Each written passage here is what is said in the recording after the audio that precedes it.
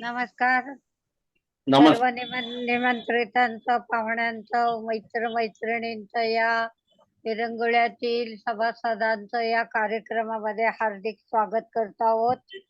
आणि अतिशय वेगळ्या कार्यक्रमामध्ये त्याला थोडं विचारूया, यामध्ये आपण सहभागी होत आहोत. तर आजच्या आपल्या वक्त्या आहेत शुभदा कुलकर्णी. त्यांची डिजिटल ओळख सरांनी करून देण्यापूर्वी आधी आरती प्रभुणे आणि प्रदीप आडूर शंखनाद करतील. आरती प्रभुणे. आरती ताई.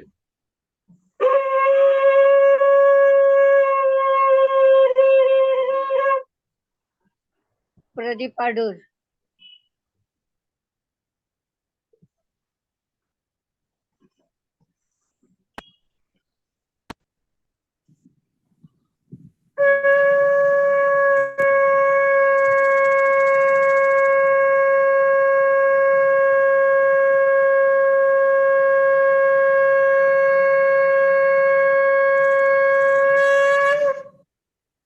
खूप सुंदर शंखनादानं या आगळ्या वेगळ्या कार्यक्रमाचा शुभारंभ झाला.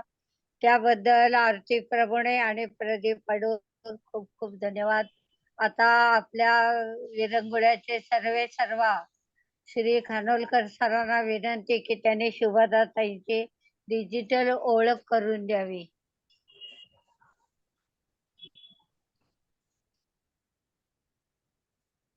पण डिजिटल माध्यम ओळख करून द्यायला का वापरतो, तर ऑडिओ व्हिडिओने आपल्याला ज्यांचं वक्तव्य ऐकायचं आहे त्यांची एक त्या मानाने पुरेशी ओळख होते आणि आपल्याला कळतं की आपण किती मातब्बर व्यक्तीकडून आजचा कार्यक्रम ऐकणार आहे आणि त्यासाठी आपण या माध्यमाचा वापर करतो.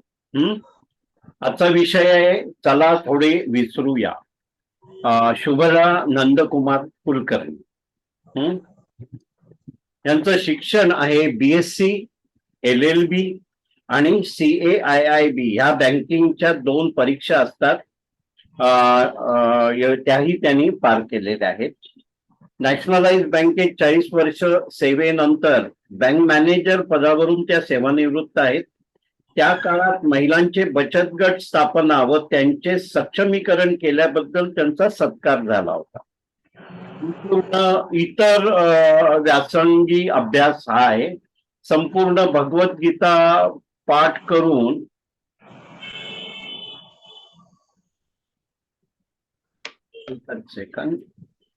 शृंगेरी मठात. नाही, मी बाकीचं ऑब्स्टॅकल बंद केलं. संपूर्ण भगवद्गीता पाठ करून शृंगेरी मठात झालेल्या पाठांतराच्या परीक्षेत प्रथम श्रेणी व जगद्गुरु श्री शंकराचार्य यांच्या हस्ते त्यांना रोख पारितोषिक प्राप्त झालेलं आहे. इतर व्यासंगी शिक्षणामध्ये दासबोधाच्या परीक्षा त्यांनी दिलेल्या आहेत. उपनिषदे, दासबोध, ज्ञानेश्वरी यांचा अभ्यास चालू आहे. समर्थ विद्यापीठ सातारा यांच्यातर्फे घेतल्या जाणाऱ्या मनोबोध विशारद परीक्षेत विशेष श्रेणी डिस्टिंक्शन प्राप्त झालेला आहे. रेखीच्या 3 लेवल व करुणा रेखी पार झालेले आहेत. योगाभ्यासाच्या 2 परीक्षा झालेल्या आहेत. इतर व्यासंग आहे त्यांचा लेखन करणे, काव्य करणे, त्या एक उत्तम वक्ता आहेत, कथाकथन करणे, निवेदन करणे, सूत्रसंचालन. सामाजिक बांधिलकी, श्रीमद भगवत गीता, दासबोध मनाचे श्लोक आणि काही सामाजिक विषय यावर ते व्याख्याने देतात. गेली 7 वर्षे भगवद्गीता पठण वर्ग विनामूल्य घेत आहेत. सामाजिक बांधिलकीमध्ये ब्राह्मण सभा कार्यकारिणीमध्ये ते कार्यरत आहेत. देशस्थ ऋग्वेदी ब्राह्मण संघ डोंबिवली कार्यकारिणीमध्ये आहेत. बँक ऑफ इंडिया सेवानिवृत्त संघटना डोंबिवली याही कार्यकारिणीत आहेत. आज आपल्याकडे समोर काही नवीन चेहरे आहेत, ते बँक ऑफ इंडिया सेवानिवृत्त संघटनेचे आहेत आणि त्यापैकी मी पण एक आहे. सामाजिक बांधिलकी, बँकेच्या सेवानिवृत्तीच्या संघटनेत महाराष्ट्र आणि गोवा युनिटमध्ये एक्झिक्युटिव्ह कमिटी मेंबर म्हणून त्या कार्यरत आहेत. इथे 6,000 पेक्षा जास्ती सभासद आहेत. त्यांचा छंद साहित्यप्रेमी आहेत, काव्यरचना आवडतात, अभिनय आणि संगीत. आपण काही फोटोच्या माध्यमातून त्यांना बघूया. मग जसं म्हटलंय, आयोजन, चित्रसंचालन, संबोधन असे बरेच त्यांचे गुण आहेत. तर स्टेजवरून किंवा माईक समोर बोलतानाची काही क्षणचित्र आहेत आपल्या समोर. हे पण एक आहे.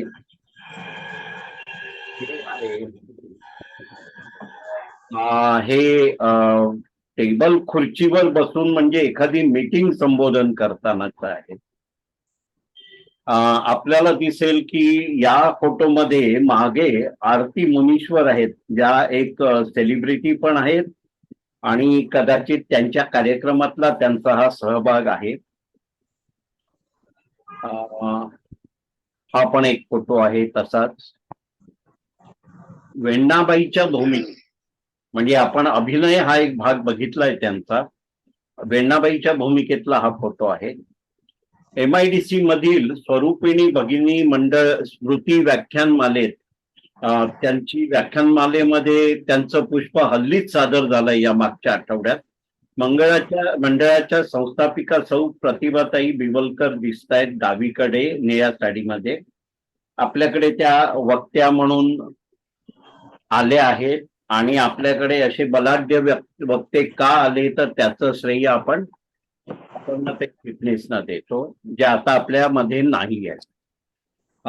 हे त्याच कार्यक्रमामध्ये बोलताना आणि सन्मान चित्र घेतानाच आहे.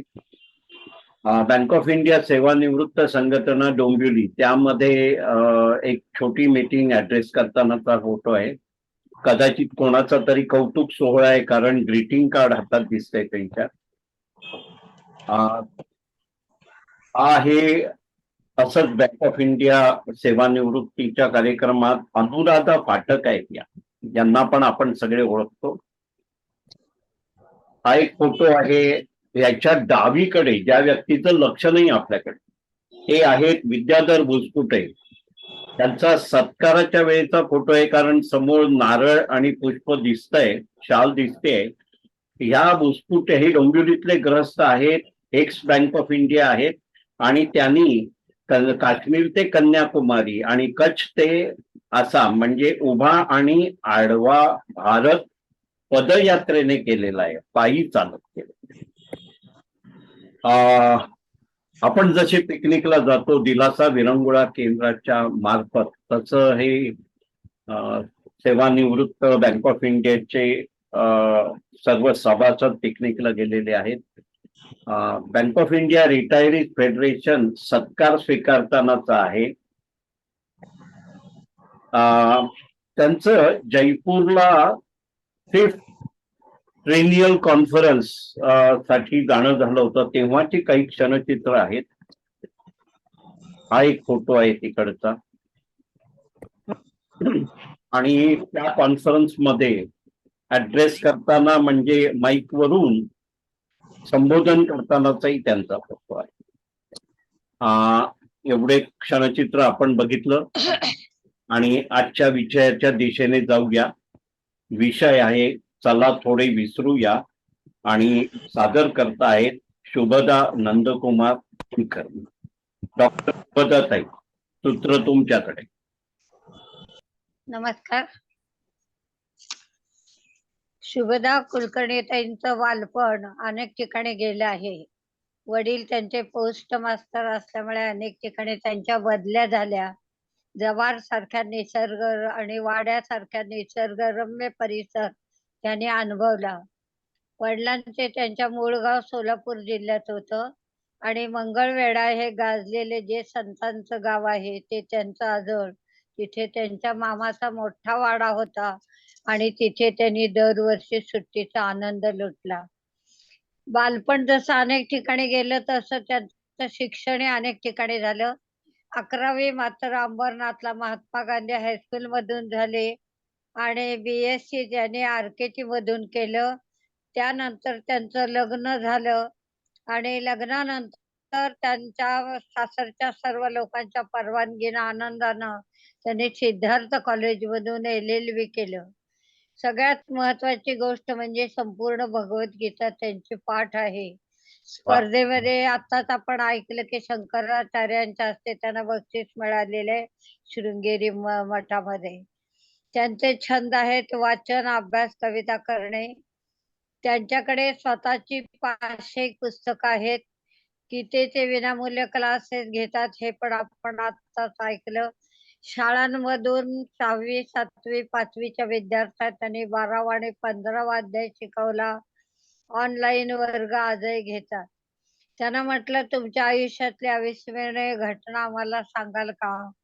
तर त्या म्हणाल्या मी LLB झाली ही आनंदाची गोष्ट आणि सगळ्यात महत्वाचं काय तर मुलीबरोबर मी शिकत होते.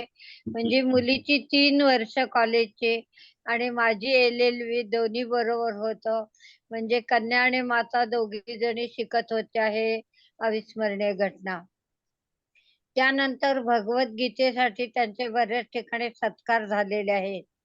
अभंग स्पर्धांमध्ये पहिल्या 10 मध्ये त्यांनी नंबर कमावलेले आहे.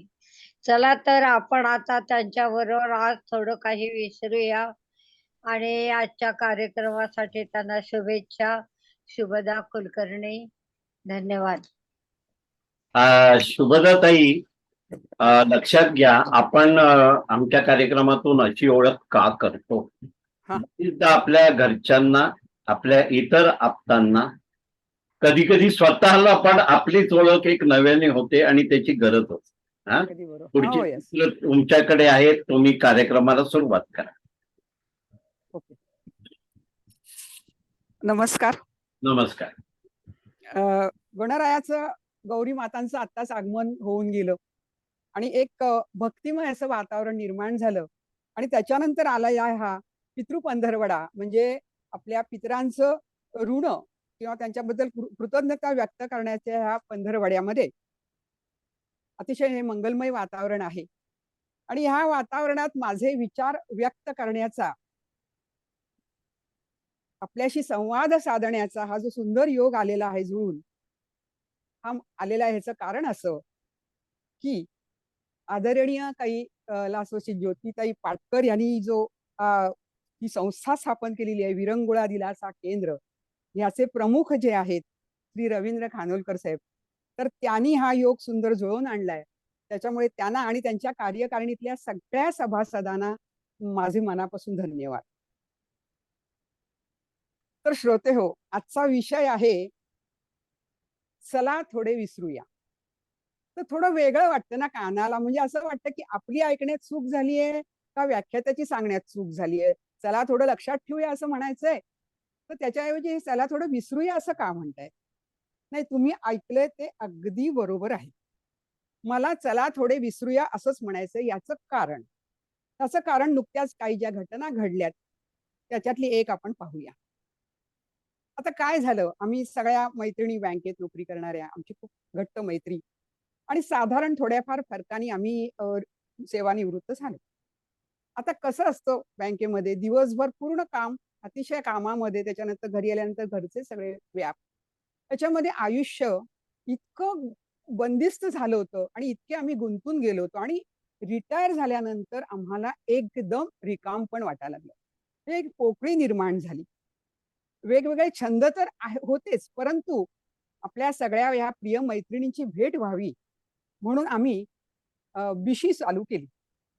आता म्हणते सगळ्यांनी चेष्टा केली, अरे बँकेतले लोक तुम्ही बिशी काय चालू करताय? तर आमच्या ह्या बिशी क्लबमध्ये पैसे किती किंवा काय कॉन्ट्रीब्युशन हा प्रश्न नव्हता. एकमेकांना भेटणं हा महत्वाचा त्याच्यातला केंद्रबिंदू होता. आणि मग काय झालं, प्रत्येक महिन्याला एकेका मैत्रिणीच्या घरी जायचं, नवीन पुस्तकं काय वाचलीत, नवीन चित्रपट काय पाहिले, ह्याच्यावरती चर्चा करायची, एकमेकींची सुखदुःख वाटून घ्यायची, एकमेकींचे वाढदिवस साजरे करायचे आणि एखादा छान खमंग पदार्थ घरी केलेला आणि त्याच्यावर गरम गरम कॉफी, अशा अल्पोपहाराने या मीटिंगची आमच्या सांगता व्हायची आणि अगदी जड अंतःकरणाने आम्ही निरोप घ्यायचो की आता 1 महिन्याने आपण भेटणार म्हणून. असं हे चालू होतं आणि ह्या महिन्यामध्ये माझा क्रम होता आणि माझ्याकडे सगळ्या जमल्या. अल्पोपहाराचा कार्यक्रम आता सुरू होणार एवढ्यात आमची मैत्रीण एक धापाटाकत शिरली. हो मला उशीर झाला ग फार फार उशीर झाला असं म्हणा लागली. तर मी म्हणलं अगं बस बस. पण रेखा तुला उशीर का झाला एवढा? बरं ते जाऊ दे. तू कालच्या सावित्रीबाई नाट्यगृहात झाला कार्यक्रम, नृत्य आणि संगीत गायन, तर ह्याला तू का नाही आलीस? आम्ही किती तुझी वाट बघितली. तर ती म्हणाली, "अगो बाई, काल का होता तो कार्यक्रम? मी विसरलेच गं. पण मग तुम्ही मला फोन का नाही केलात गं?" आता मी अगदी हताश स्वरात म्हणलं, "अगं बघ तुझ्या मोबाईलवर 17-18 कॉल असतील. तू फोन उचलतच नाहीस." तर म्हणाली, "अगं काय सांगू, माझा मोबाईल कुठे ठेवला ते मला कालपासून आठवतच नव्हतं. कुठे सापडत नव्हता गं." अगं म्हटलं रिंगटोन वरून कळतं आपल्याला कुठे आहे मोबाईल. अगं नाही त्याचा तो डिस्चार्ज झाला होता पूर्ण आणि मग मला काय तो सापडत नव्हता. शेवटात कसाबसा यांनी तो शोधून काढला पुस्तकांच्या ढिगाऱ्यात खाली गेलेला होता. आता मी काय बोलणार सांगा? आणि हे झाल्यानंतर प्रत्येकीचे विसरण्याचे किस्से सुरू झाले. सगळ्यांनी 60-65 ओलांडलेली. शांता म्हणाली, "अगं काय होतं माहितीये का? हल्ली मला इतकं विसरायला होतं ना, मी फ्रीज जवळ जाते, दार उघडते आणि 2 मिनिटं बघत राहते. मला काय कळतच नाही मला काय वस्तू काढायची आतली ती. पण फ्रीज दार बंद करते, मी दुसरं काम करायला सुरुवात करते आणि मग मला आठवतं, अरे मला ते फ्रोझन मटार काढायचे होते बाहेर. मग दुसरी म्हणाली, "हो माझं पण असं होतं गं. मी ना औषधं आणायला गेले दुकानामध्ये नेहमी लागणारी असतात बरं का. मला नावच आठवेनाशी होतात. मग मी घरी फोन करते आणि विचारते कोणती औषधं आपल्याला आणायची असतात वगैरे, वगैरे." मग तिसरी म्हणाली, "अगं मी टीव्ही बघते, रोजच्या मालिका मी अगदी नेमाने बघते, पण बघता-बघता कधी-कधी एखाद्या प्रसिद्ध नटाचं नावच मला आठवत नाही." मग आमची एक उत्तम गाणारी मैत्रीण आहे, विशारद आहे आणि ती संगीताचे वर्गही घेत असते. ती म्हणाली, "अगं मी वर्षानुवर्ष गाणं जे गायलेली आहेत ती, हल्ली काय होतं, गाता-गाता मला एकदम ब्लँक व्हायला होतं. गाण्याची पुढची ओळ मला आठवतच नाही." असं प्रत्येकाचं सुरू झालं. आणि आणखीन पुढची मैत्रीण म्हणाली, "मला हल्ली भाजीत मीठ घातलं की नाही आठवत नाहीये. बरं अनेक वेळा नैवेद्य असतो, त्याच्यामुळे चाखून बघता येत नाही. आणि हे तर सोड, माझे यजमान हल्ली बाहेर आम्ही जातो त्यावेळेला परत मागे येऊन 3-3दा कुलूप लागलंय की नाही हे बघतात. तुझं होतं का गं असं? हल्ली फार विसरायला होतं." तर मला थोडंसं हसायला आलं. म्हटलं, "हो अगं सगळ्यांचंच असं होतं.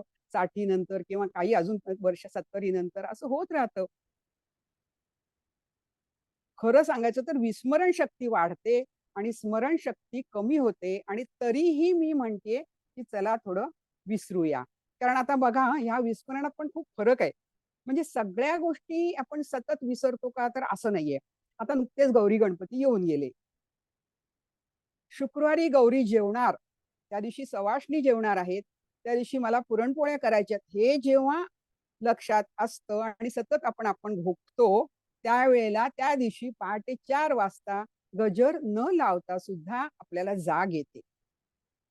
किंवा गणपती येणार असं आपण म्हटलं, तर 1 महिना आधी आपण गुरुजींना फोन करतो, की "गुरुजी गणेश चतुर्थी दिवशी किती वाजता येणार आहात? लक्षात आहे ना?" वगैरे, वगैरे. आता काल सकाळी काय नाश्ता केलाय, हे आपल्याला आठवत नाही. पटकन सांगता येणार नाही. थोडा विचार करावा लागेल. पण पण धाकट्या नणंदेने तिच्या मुलाच्या लग्नामध्ये 15 वर्षापूर्वी झालेल्या, मला असली खराब साडी दिलेली होती, की ती एका धुण्यात तिचा अगदी बोळा झाला तिचा. हे लक्षात राहतं कायम आणि प्रत्येक भांडणात त्याचा उल्लेख होतो. किंवा आपल्या एखाद्या मित्राकडे पैसे असून सुद्धा ज्यावेळेला आपण नवीन घर घेत येतो, त्यावेळेला त्यांनी दिले नाहीत. तात्पुरते पाहिजे होते हाउसिंग लोन, आपलं मंजूर झालेलं होतं.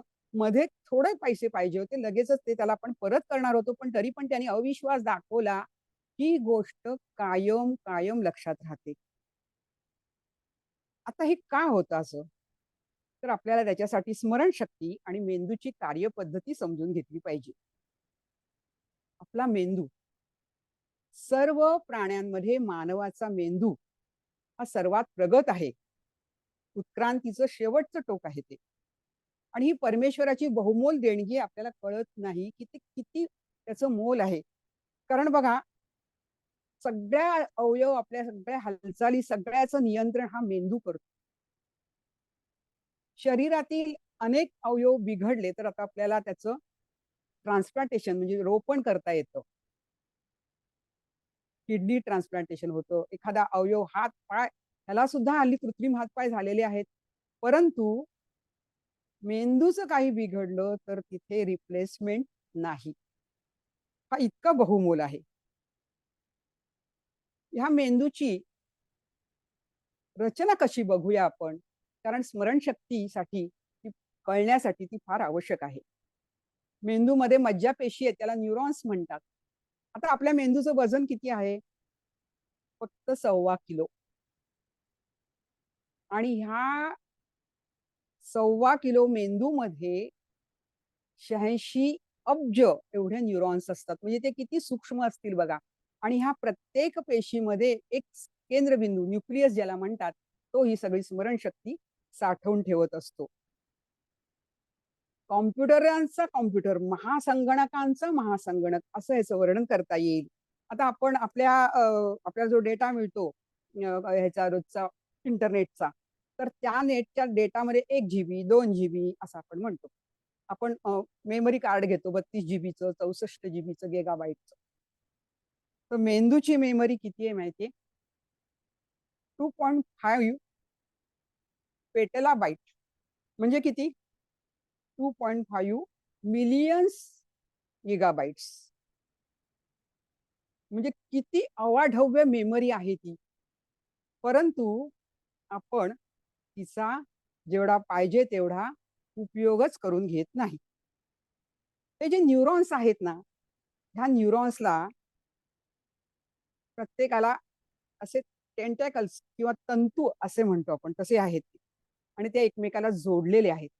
आणि ह्या जोडण्या जितक्या मजबूत तितकी आपली स्मरणशक्ती मजबूत. आणि त्याच्यासाठी मेंदूला कायम ऍक्टिव्ह आपल्याला ठेवलं पाहिजे. आणि हे असं का म्हणतो आपण? आपण ज्या वेळेला काम करत असतो किंवा रिटायरमेंटच्या आधीचं जे आपलं आयुष्य आहे त्याच्यात आपण खूप ऍक्टिव्ह असतोच. पण हा जो आपला ऍक्टिव्हनेस आहे हा रिटायरमेंट नंतर बऱ्यापैकी कमी होतो. मेंदूला आपण जरा कसं ठेवतो, सुप्त असं ठेवतो किंवा ज्याला काय म्हणता येईल, इनॅक्टिव्ह करतो आपण. आणि म्हणून ह्या ज्या मज्जा पेशींच्या जोडण्या आहेत या वीक होतात, काम करेनाशा होतात. मेंदूच्या तळाशी एक अतिशय महत्वाचा फक्त 5-6 ग्रॅम वजनाचा भाग आहे.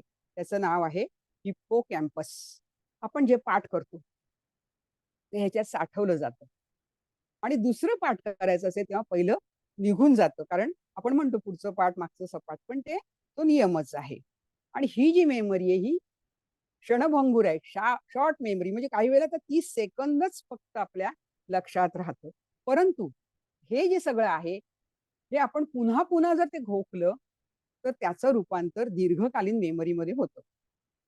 अनेक प्रकारच्या आठवणी असतात दीर्घकालीन मेमरीमध्ये. काही सुखाच्या असतात, काही दुःखाच्या असतात. पण आपला कल काय आहे माहितीये मानवी मनाचा? दुःखाच्या आठवणीच सारख्या, दुःखदायक जे आपल्याला घटना आहेत त्यासारख्या आपण आठवतो. आता मगाचं उदाहरण परत घेऊया. आता माझी जी मैत्रीण जी मगाशी खूप लेट आली, रेखा, आमचं सगळं संपली पार्टी, आता निघायची वेळ आली, त्यावेळी मी, अगं थांबा थांबा, म्हटलं काय झालं? नाही म्हणाली, येत्या 28 ऑक्टोबरला माझ्या नातवाची मुंज आहे हॉरिझॉन मध्ये, आणि तुम्ही सगळ्यांनी सकाळपासून यायचंय, म्हणजे अगदी मातृभोजनापासून ते संध्याकाळी भिक्षावळीपर्यंत. हा, आणि सकाळी कांजीवरमची थीम आहे. आता हल्ली हे नवीन प्रकार आहेत. सकाळी कांजीवरमची थीम आहे, संध्याकाळी सगळ्यांनी पांढऱ्या रेशमी जरीच्या काठाच्या साड्या नेसायच्या भिक्षावळीला. आम्ही म्हणलं बरं. आपल्याच पैकी कोणाचं तरी घरात असा नातवंडाच्या पुढच्या पिढीच्या याच्यातला आनंदाचा प्रसंग आहे, तर सगळ्यांना मजा वाटते. जाऊया आपण, एन्जॉय करूया, तेवढ्याच आणखीन गप्पा होतील. पण मला आठवलं, अगं आपली चित्रा नावाची मैत्रीण आहे, ती काही आपल्या ग्रुपमध्ये नाही, आज ती बिशीलाही आली नाहीये, तर आपण तिला तू फोन करशील का? तर ही म्हणाली, मी चित्राला बोलवणारच नाहीये मुळी. मला आश्चर्याने तोंडात बोट घालायची माझी वेळ आली. अगं आपला ग्रुप आहे, सगळ्यांना तू सांगते आणि तिला का नाही सांगणार? तिने कुठून मला बोलावलं होतं तिच्याकडच्या कार्यात. मग तिला कुठे नातू आहे, तर ती मुंजीला बोलवेल आपल्याला. आणि ही 15 वर्षापूर्वीची घटना आहे. तर ती म्हणाली, "नाही अगं, तिच्या मुलीच्या लग्नाच्या वेळेला तिने मला बोलावलेलं नव्हतं." म्हणजे बघा हां, 15 वर्षापूर्वीचे गैरसमज, 15 वर्षापूर्वीचा राग तिच्या मनात तिने अजून जागा ठेवलेला आहे. म्हणजे आत्ताचं हिला काय आठवत नाहीये, पण 15 वर्षापूर्वीचं जे काही हेवे-दावे आहेत, ते असं आपल्या सगळ्यांचंच आहे. त्यांनी आपले स्मृतिकोश सगळे व्यापून टाकलेले आहेत. तर मग नवीन कसं काय लक्षात राहणार आणि चांगल्या गोष्टींना कशी काय जागा मिळणार? अनेकदा आपल्याला दुःखद आठवणी आपण कशा पुन्हा आठवतो बघा हां. आपल्या ओळखीच्या कोणाकडे तरी जातो. त्यांनी नवीन घर घेतलेलं असतं आणि इतकं सुंदर सजवलेलं असतं. आपल्याला खूप आनंद होतो. घर अगदी छान, पडदे रेशमी छान, सगळीकडे सुरेख इंटिरियर केलेलं आहे. आपण म्हणतो, "वाह! काय सुंदर घर घेतलंय." आणि त्यांचं अभिनंदन करतो आपण. दोघंही ते ऐकत असतात पती-पत्नी. मग त्यांची मिसेस जाते, आत जाऊन चहा वगैरे काय फराळाचं घेऊन येते आणि म्हणते, "अहो तुम्हाला काय सांगू? गेली 25 वर्ष आम्ही काय हाल काढलेत. त्या जागेमध्ये चाळीसारखी ती जागा, तिथे पाणी नाही, उजेड नाही, लोकांची भांडणं, खूप आम्हाला त्रास झालाय. अगदी नको-नको झालेलं होतं. आता आजचा आनंदाचा केवढा क्षण आहे. तुम्ही नवीन घर घेतलंय. तुमचं एक ध्येय पूर्ण झालेलं आहे. हा क्षण आनंदाचा आहे. त्याच्यात तो मिठाचा खडा कशाला टाकायचा? पण आपलं मनच असं आहे, की आपण ज्या विसरायला पाहिजेत, त्या आठवणी विसरत नाही. आत्ताचा क्षण जगायचा, आनंदाचा, माहीत नाही पुढे काय होणार आहे ते. त्याच्यामुळे आता ह्याच्या पुढचे प्रत्येक क्षण आपल्याला आनंदानेच जगायचेत. पण तसं होत नाहीये. खरं सांगायचं तर कित्येकांना आपलं दुःख नसलं तरी सुद्धा ते कुरवाळत बसायची खूप सवय असते. म्हणजे मला तेव्हा असं झालं होतं, आता तू ठीक आहेस ना? आणि प्रत्येक ही दुखणी किंवा काय त्याच्यातनं ती आपल्याला आपले भोग आहेत, आपल्याला शिकायची त्याच्यातून संधी मिळते आणि केशवसुतांनी सांगितलेले आहे, "जुने जाऊ द्या मरणाला लागुनी जाळूनी किंवा पुरुनी टाका सडतन एका ठायी ठाक्या." सगळ्यात जुनं कटू आहे ना दुःखद एकमेकांबद्दलचे द्वेष आहेत, ते सगळे विसरायचे. एखाद्या घटनेबद्दल, एखाद्या व्यक्तीबद्दल आपल्या मनात अतिशय नाराजी असते.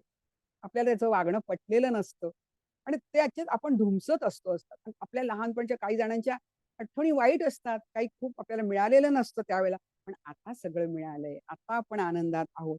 मग सतत दुःखाच्या आठवणी काढणं, काळजी करणं आणि काही जणांना सतत टेन्शन घ्यायची सवय असते. घरातली व्यक्ती, बाहेर गेलेली व्यक्ती लवकर आली नाही, टेन्शन. आता परिस्थिती अशी बाहेर आहे, की अनेक ठिकाणी ट्रॅफिक जाम असतो. काही वेगळी कारणं असतात, जी आपल्या नियंत्रणाखाली नसतात.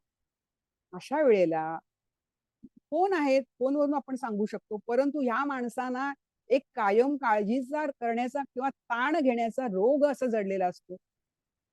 तर टेन्शन आपण घेतली तर आपल्या शरीरावरती परिणाम होतो, मनावरही परिणाम होतो, औदासिन्य येतं आणि काही वेळेला माणसं ताणतणावात राहतात किंवा मग आत्ममग्न स्वतःमध्येच ती गुरफटलेली असतात. बाह्य जगात काय चाललेलं आहे, कुणाशी काही त्यांचा ह्याच्याशी पटत नाही, त्याच्याशी पटत नाही आणि आपण आपल्याच कोशात राहतो. तर ह्या ज्या सगळ्या सवयी आहेत, या सगळ्या आपल्याला विसरायच्या आहेत. आता मगाशी आपण हिप्पोकॅम्पस बघितला.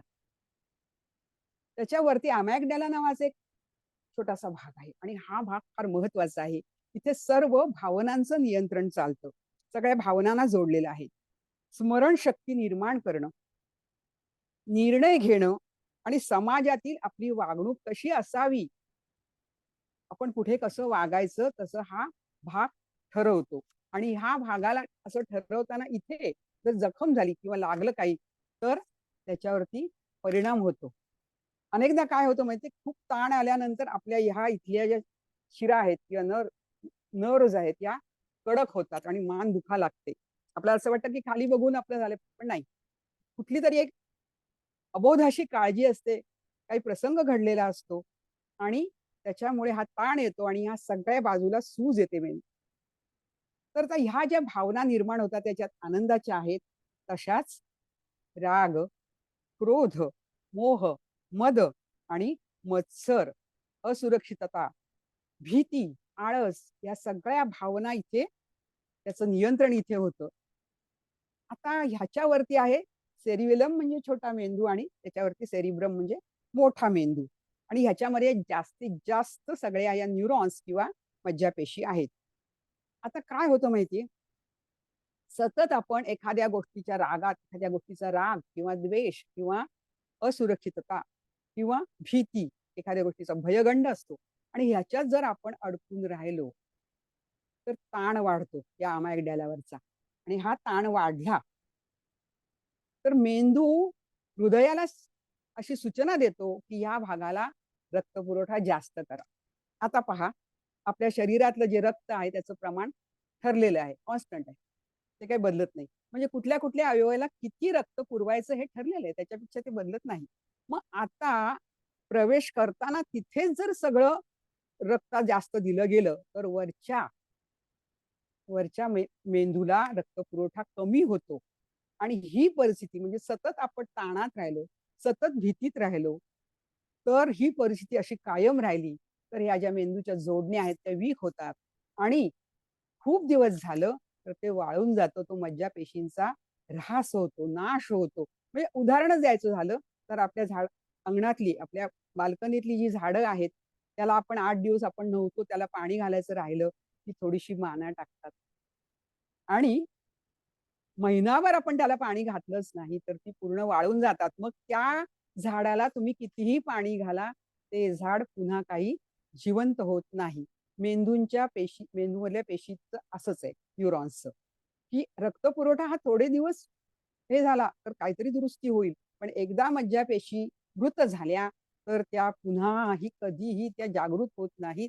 तो भाग निष्काम निष्काम होतो किंवा काम करत नाही अजिबात.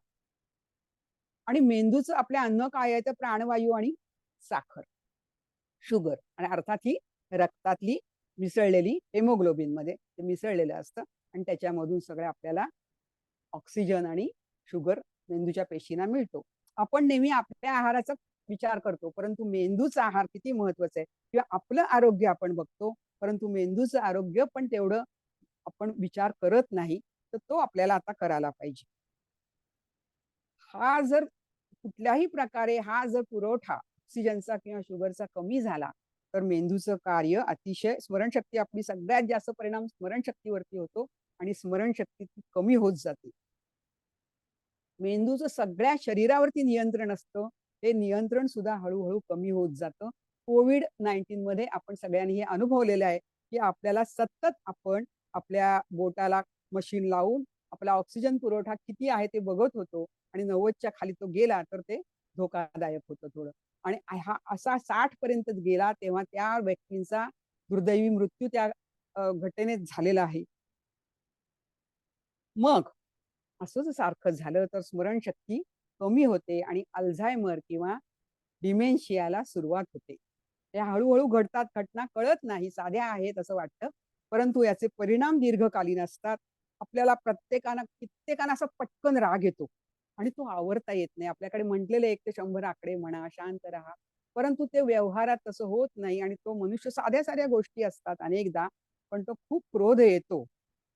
आणि कारण असं की आपण अपेक्षांचं ओझं घेऊन जगतो. आपल्या प्रत्येक अपेक्षा आपल्या संपत नाहीत आणि अपेक्षा केली आणि ती पूर्ण नाही झाली की राग येतो. अपेक्षा पूर्ण झाली की त्या गोष्टीबद्दल मोह वाढतो. असे हे क्रोध आणि मोह असे सतत चालूच असतात. आता जर ती अपेक्षा पूर्ण नाही झाली तर चिडचिड येते, औदासिन्य येतं. हे मलाच का मिळत नाहीये, त्याला कसं मिळालं? आता ती जाहिरात आहे बघा, भले उसकी कमीज मेरे कमीज से सफेद कैसी, अशी ती मजेशीर जाहिरात आहे. आणि हा क्रोध आल्यानंतर मानसिक आणि शारीरिक आरोग्य बिघडायला होतं आणि ह्याचा शोध आता लागलेला नाही. हा हजारो वर्षापूर्वी भगवद्गीतेत लागलेला आहे शोध हा. भगवंतानी म्हटलेलं आहे 2ऱ्या अध्यायामध्ये 63वा श्लोक आहे. क्रोधात भवती सम्मोह, सम्मोहात स्मृतिविभ्रमः, स्मृतिभ्रंशात बुद्धिनाशो, बुद्धिनाशात प्रणश्यती. म्हणजे काय? रागामुळे मनुष्य मूढ होतो. म्हणजे आता रागामध्ये अतिसंतापात कळत नाही काय अ, आपण करतोय, काय बोलतोय, कशावरती आपलं नियंत्रण नसतं.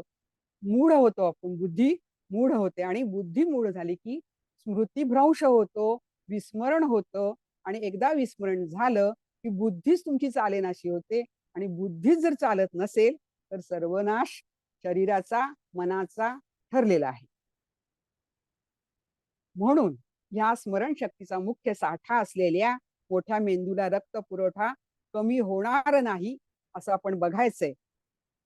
जर स्मरणशक्ती विस्कळीत झाली तर रिट्राईव्ह होत नाही. रिट्राईव्ह म्हणजे काय, आठवत नाही काही आपल्याला ऐनवेळी. आणि ही स्थिती बदलण्यासाठी काय करायचंय, तर ही जी मानसिकता आहे ती मानसिकता करायची. भूतकाळातलं लोभ, द्वेष हे सगळं जाणीवपूर्वक विसरायचंय. आणि कारण भावना, हे ह्या दुःखाच्या भावना ज्या आहेत त्या अंतर्मनात दडलेल्या आहेत, त्यांना विस्मृतीच्या डोहात त्यांचं विसर्जन करायचं. खरंच माणसाला विस्मृतीचा वरदान आहे. नाहीतर अनेक दुःखद घटना आपण वर्षोनवर्ष जर विसरलो नसतो तर आयुष्य खूप दुःखमय झालेलं असतं. पण तरी सुद्धा आपण काही लक्षात ठेवतोच. पण आता हे आपण, तुम्ही म्हणाल की हे सोपं आहे का? तर नाही. हे अवघड आहे काही गोष्टी मनातून काढून टाकणं. कारण त्या खूप मनाला लागलेल्या असतात. असं म्हणतात की बाण निघाला पोचला तर तो त्या जागी जखम करतो. पण शब्दांचं बाण जर निघाला तर तो मनाला कायमची जखम करतो. आणि हे खरं आहे. पण मग आपल्याला त्याचा प्रयत्न केला पाहिजे. कारण ते अशक्य नाहीये, अवघड जरी असलं तरी. आपल्या बुद्धीला ना कायम एकाच प्रकारचा विचार करायची सवय झाली असते. आपण एकच बाजू बघत असतो. दुसऱ्यालाही काही बाजू असेल, ते आपण कधी लक्षात घेत नाही आणि गैरसमज होतात.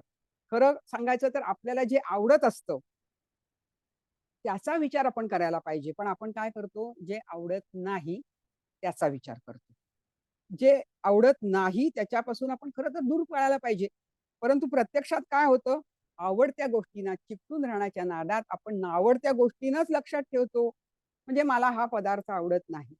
मला हे गाव आवडत नाही. मला ही व्यक्ती आवडत नाही. मला हे पुस्तक, असं जे नकाराची जी हा विचार सुरू झालेला असतो आणि हा विचार इतका पक्का झालेला असतो, की एखादी व्यक्ती कधीतरी आपल्याशी गैरसमज झालेला असतो. कधीतरी त्याचं दुर्लक्ष आपल्याकडे झालेलं असतं. परंतु आपण काय म्हणतो, की पुढे ती व्यक्ती कधी बदललेली असते किंवा ही तात्पुरती घटना असते. परंतु आपण आयुष्यभर लक्षात ठेवतो, की नाही, ती व्यक्ती मला माझ्याशी बरोबर वागली नाहीये, ती चांगली नाहीये. पूर्वग्रह दूषित मन जे असतं ना आपलं, ते कायम असतं. आणि एखाद्या गोष्टीबद्दलची भीती असते. एकदा ही भीती एखाद्या गोष्टीबद्दलची मनात ठसली, तर ती जाणं फार अवघड आहे. एखाद्या माणसाशी आपले वादविवाद झालेले असतात. आणि हे सांगण्यामध्ये आपला अहंकार सुखावतो बरं का. म्हणजे आपल्याला हे सांगायला आवडतं, की मला हे अजिबात आवडत नाही. मला ती व्यक्ती आवडत नाही. मला ह्याचं अमुक भाषण आवडत नाही.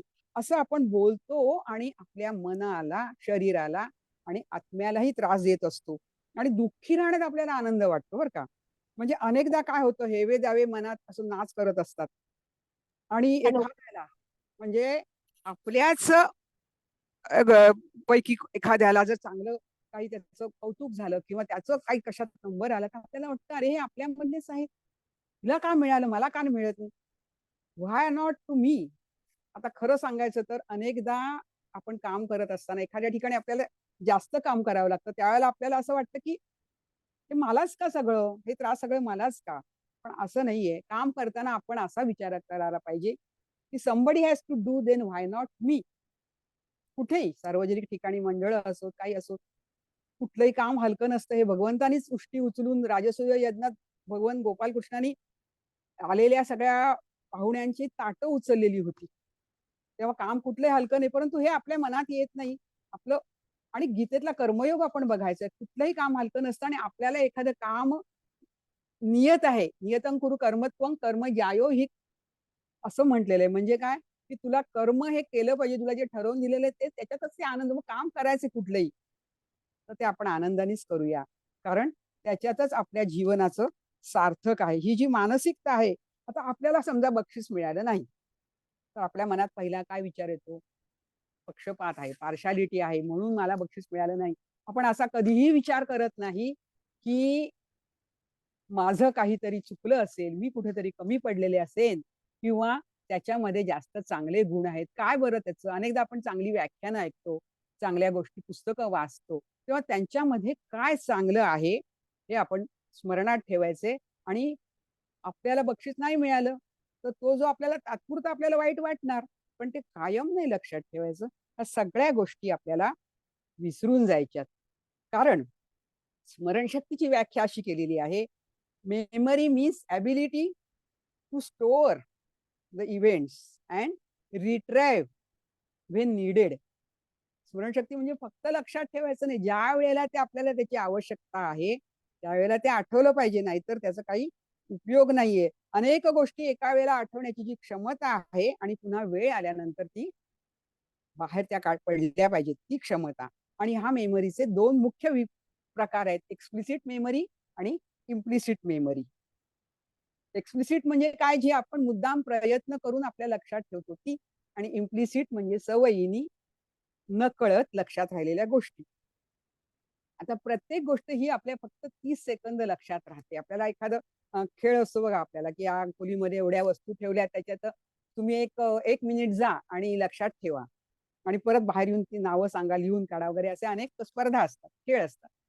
तर ह्या खेळामध्ये 10 पैकी 10 वस्तू लक्षात राहणारा मनुष्य जनरली कोणी नाही. जनरली कोणी नाही. ऐकू येत नाहीये, आवाज फ्रीज म्हणून येते मला. नाही, ते हरकत नाही. त्यांचा ऑडिओ चालू झाला नाही. हा टेक्निकल त्यांच्या बाजूने प्रॉब्लेम आहे. तुमचं चालू ठेवा. Okay okay okay. तर हे ह्या 30 सेकंद फक्त, म्हणजे एखाद्या व्यक्तीचा आवाज, एखादा गंध, असं ज्या गोष्टी आहेत, एखादा नाद, हे तात्पुरतं लक्षात राहतं आपल्या. परंतु ते पुन्हा पुन्हा लक्षात आलं, पुन्हा पुन्हा त्या घटना घडली, तर ती कायमच्या मेमरीमध्ये, लॉंग टर्म मेमरीमध्ये जाऊन बसते. म्हणजे आता बघा, एखाद्याला सेंट मारून यायची सवय असते ऑफिसला किंवा कुठल्याही कार्यक्रमाला वगैरे. एकदाच तो मनुष्य, ती व्यक्ती आपल्याला भेटली तर आपल्या काही लक्षात राहणार नाही. परंतु अनेक वेळा त्या व्यक्तीची भेट झाली, ऑफिसमध्ये असतं कोणी असं, तर तो सेंट आधी येतो, त्याचा गंध आधी येतो, आणि मग आपण म्हणतो की अरे, अमुक अमुक व्यक्ती आलेली दिसतीये. म्हणजे हे दीर्घकालीन मेमरीत गेलेलं आहे, की हा वास आहे, हा गंध आहे, म्हणजे अमुक अमुक व्यक्ती आहे. असे अनेक सुवास आहेत, लहानपणी अनेक आपदा घेतलेले आहे. बकुळ आहे, नुसतं बकुळ म्हटलं तरी बकुळीचा गंध आपल्या स्मरणात येतो, आपल्याला तो जाणवतो. सोनचाफा आहे, अशा अनेक गोष्टी आहेत आपल्या, की ज्या आपण केवळ अनेक वर्षांच्या याने त्या मेमरीत आपल्या राहिलेल्या आहेत. आणि ही जी इन्फॉर्मेशन आहे ही आपल्या पंचेंद्रियांकडनं घेतली जाते. आयकॉनिक म्हणजे पाहिलेलं, हिपॅटिक म्हणजे स्पर्श झालेलं आहे, इकोइक म्हणजे ऐकलेलं आहे, त्याच्यानंतर श्वासातून आणि चाखलेल्या गोष्टी आहेत. ह्या सगळ्या आपल्या कायमच्या स्मरणात जातात. सुरुवातीला तात्पुरत्या स्मरणात, आणि नंतर सतत आपण ऐकलं, वाचलं, ते पाहिलं, तर ते आपल्या कायमच्या स्मरणात जातं. आणि ही जी लॉंग टर्म मेमरी आहे ही आपल्याला जनरली ती आपल्याला केव्हाही ती आठवते, कारण ती कायमची स्मरणात गेलेली असते. कारण उदाहरणार्थ म्हणजे बघा, आपली जन्मतारीख आपण अनेक वेळा अनेक ठिकाणी लिहिलेली असते, त्याच्यामुळे आपली जन्मतारीख आपण विसरत नाही. आपल्या घरातल्या व्यक्तींच्या जन्मतारखा आपण विसरत नाही. विवाहाचा तारीख असो, किंवा पहिल्यांदा तुम्ही ग्रॅज्युएट झाला ते वर्ष असो, अशा अनेक गोष्टी आहेत की ज्या आपल्या घटना आहेत त्या कायमच्या मेमरीमध्ये निघून जातात. वर्षानुवर्ष आपण काही गोष्टी ऍब्सॉर्ब केलेल्या असतात आणि त्या आपल्याला अचानक आठवतात. म्हणजे सायकल चालवलेली आणि आता खूप वर्ष झाली, पण तरी सायकल हातात घेतली की आपल्याला ती चालवता येते थोड्या प्रयत्नाने का होईना. किंवा पोहायला शिकलेला माणूस अनेक वर्षांनी जरी पाण्यात त्यांनी उडी मारली तरी त्याला पोहता येतं. आणि दुसरी जी मेमरी आहे ती इम्प्लिसाइट मेमरी. आता मी मगाशी जी सांगितली की अनेक वर्ष आपण एखादी गोष्ट केलेली असते आणि अनेक वर्षांनी पुन्हा त्या गोष्ट करायची वेळ आली तर ती स्मरणात गेलेली असते आणि त्याची प्रत्यक्षिप्त क्रिया होऊन जाते. त्याचं माझ्या बाबतीतलं उदाहरण असं की मी ज्या वेळेला लागले मुंबई ऑफिसला आमच्या बँक ऑफ इंडियाच्या, अगदी 19-20 वर्षाच्या असताना, आणि तेव्हा गाड्या कमी असायच्या, अंबरनाथला आम्हाला जावं लागायचं, आणि गाडी उडी मारून चढायची इतकी सवय लागली होती की त्याच्यानंतर पुढे, म्हणजे ते 1-2 वर्ष समजा, आणि त्याच्यानंतर पुढे अनेक वर्षांनी जेव्हा मी पुन्हा मुंबईला गेले त्यावेळेला त्या दिवशी संध्याकाळी गाडी कधी आली आणि मी गाडीत कधी चढून खिडकीजवळ जाऊन बसले हे मला कळलंच नाही. म्हणजे ही प्रतिक्षिप्त क्रिया झाली आणि पुढे पुढे मग ती जाणीवपूर्वक मी ती सवय काढून टाकली, कारण ते ऍडवायसेबल नव्हतं त्या वयामध्ये. परंतु अशा अनेक इम्प्लिसिट मेमरी म्हणजे नकळत लक्षात राहणारी आहे. म्हणजे कसं असतं, शब्दकोड आपण सोडवतो बघा, त्यावेळेला आपल्या डोक्यात आधीच सगळे आपल्याला काही सारखी डिक्शनरी किंवा काही बघावं लागत नाही, पुस्तकं बघावं लागत नाही. आपल्याला ताबडतोब तो शब्द आठवतो, कारण तो आपल्या स्मृतिकोशात कायमचा जाऊन बसलेला असतो. का जाऊन बसलेला असतो? अनेकदा आपण वाचन केलेलं असतं, अनेकदा आपण घोकलेलं असतं. आणि म्हणून मगाशी मी जी उदाहरणं सांगितली, की मला आता समजा स्त्री असो पुरुष असो सगळ्यांना हे लागू आहे, की फ्रीज उघडायची वेळ तर येतेच आपल्याला. तर त्यावेळेला आपण घोकायचंय, की मला आता अरे मला अमुक-अमुक गोष्ट काढायची असं आपल्या मनाला आपण सांगायचंय, तर ते विसरायला होणार नाही. इम्प्लिसिट मेमरीचा आणखीन एक भाग आहे, की आता आपण अनेक गोष्टी आपल्या किती अंगवळणी पडलेल्या असतात. दरवाजा उघडणं, बंद करणं, कुलूप लावणं, कुलूप उघडणं किंवा गॅस पेटवून त्याच्यावर चहा चालणं, हे सगळं आपण दुसऱ्याशी बोलत-बोलत आपण गोष्टी करत असतो. म्हणजे स्त्रिया तर विणकाम करत असतात आणि अनेक गोष्टी एका वेळेला करत असतात. आणि ही जी अष्टावधानी अ, एक गुण आहे स्त्रियांचा. परंतु पुढे आता नंतर काही वयामध्ये हे अष्टावधानी पण आपल्याला सोडून द्यायचं आहे. मगाशी आपण पाहिलं की 86 अब्ज मज्जापेशीपासून मेंदू बनला आणि ह्या पेशी एकमेकीला जोडल्यात आणि ह्या जोडण्या जेवढ्या मजबूत असतील त्या कशा जोडलेल्या आहेत. आपण कापसाची वस्त्र करतो, म्हणजे कापसाचा एक छोटा गोळा घेतो आणि त्याच्यातनं एक धागा बाजूला काढतो. त्या धाग्यात सरकी असली समजा त्या गोळ्यामध्ये, तर तो न्यूक्लियस आणि ते धागे असे असंख्य त्याच्यातनं धागे टेंटॅकल सारखे बाहेर पडलेले असतात. दुसऱ्या अनेक पेशींना ते जोडलेले असतात आणि ह्या नवीन माहिती मिळवण्यासाठी जेव्हा आपण प्रयत्न करतो, तेव्हा त्या जोडण्या अगदी मजबूत होतात आणि त्या मजबूत झाल्या तर तुमची ती स्मरणशक्ती अगदी पक्की. म्हणजे खरं सांगायचं तर मेंदूला कामाला लावणं, बौद्धिक ऍक्टिव्हिटी जास्त करणं, हे स्मरणशक्ती तुमची कायम चांगली राहण्यासाठी करायला पाहिजे. एखाद्या गोष्टीची आपल्याला गरज असेल आणि जर आपण ती करायचा खूप प्रयत्न करतो आटोकाट, की नाही मला केलंच पाहिजे. फोन करायचे अमुक काही काही एखादा प्रसंग आला आपल्याला सगळीकडे धावधाव करायची ते आपल्याला माहित नसतं काही.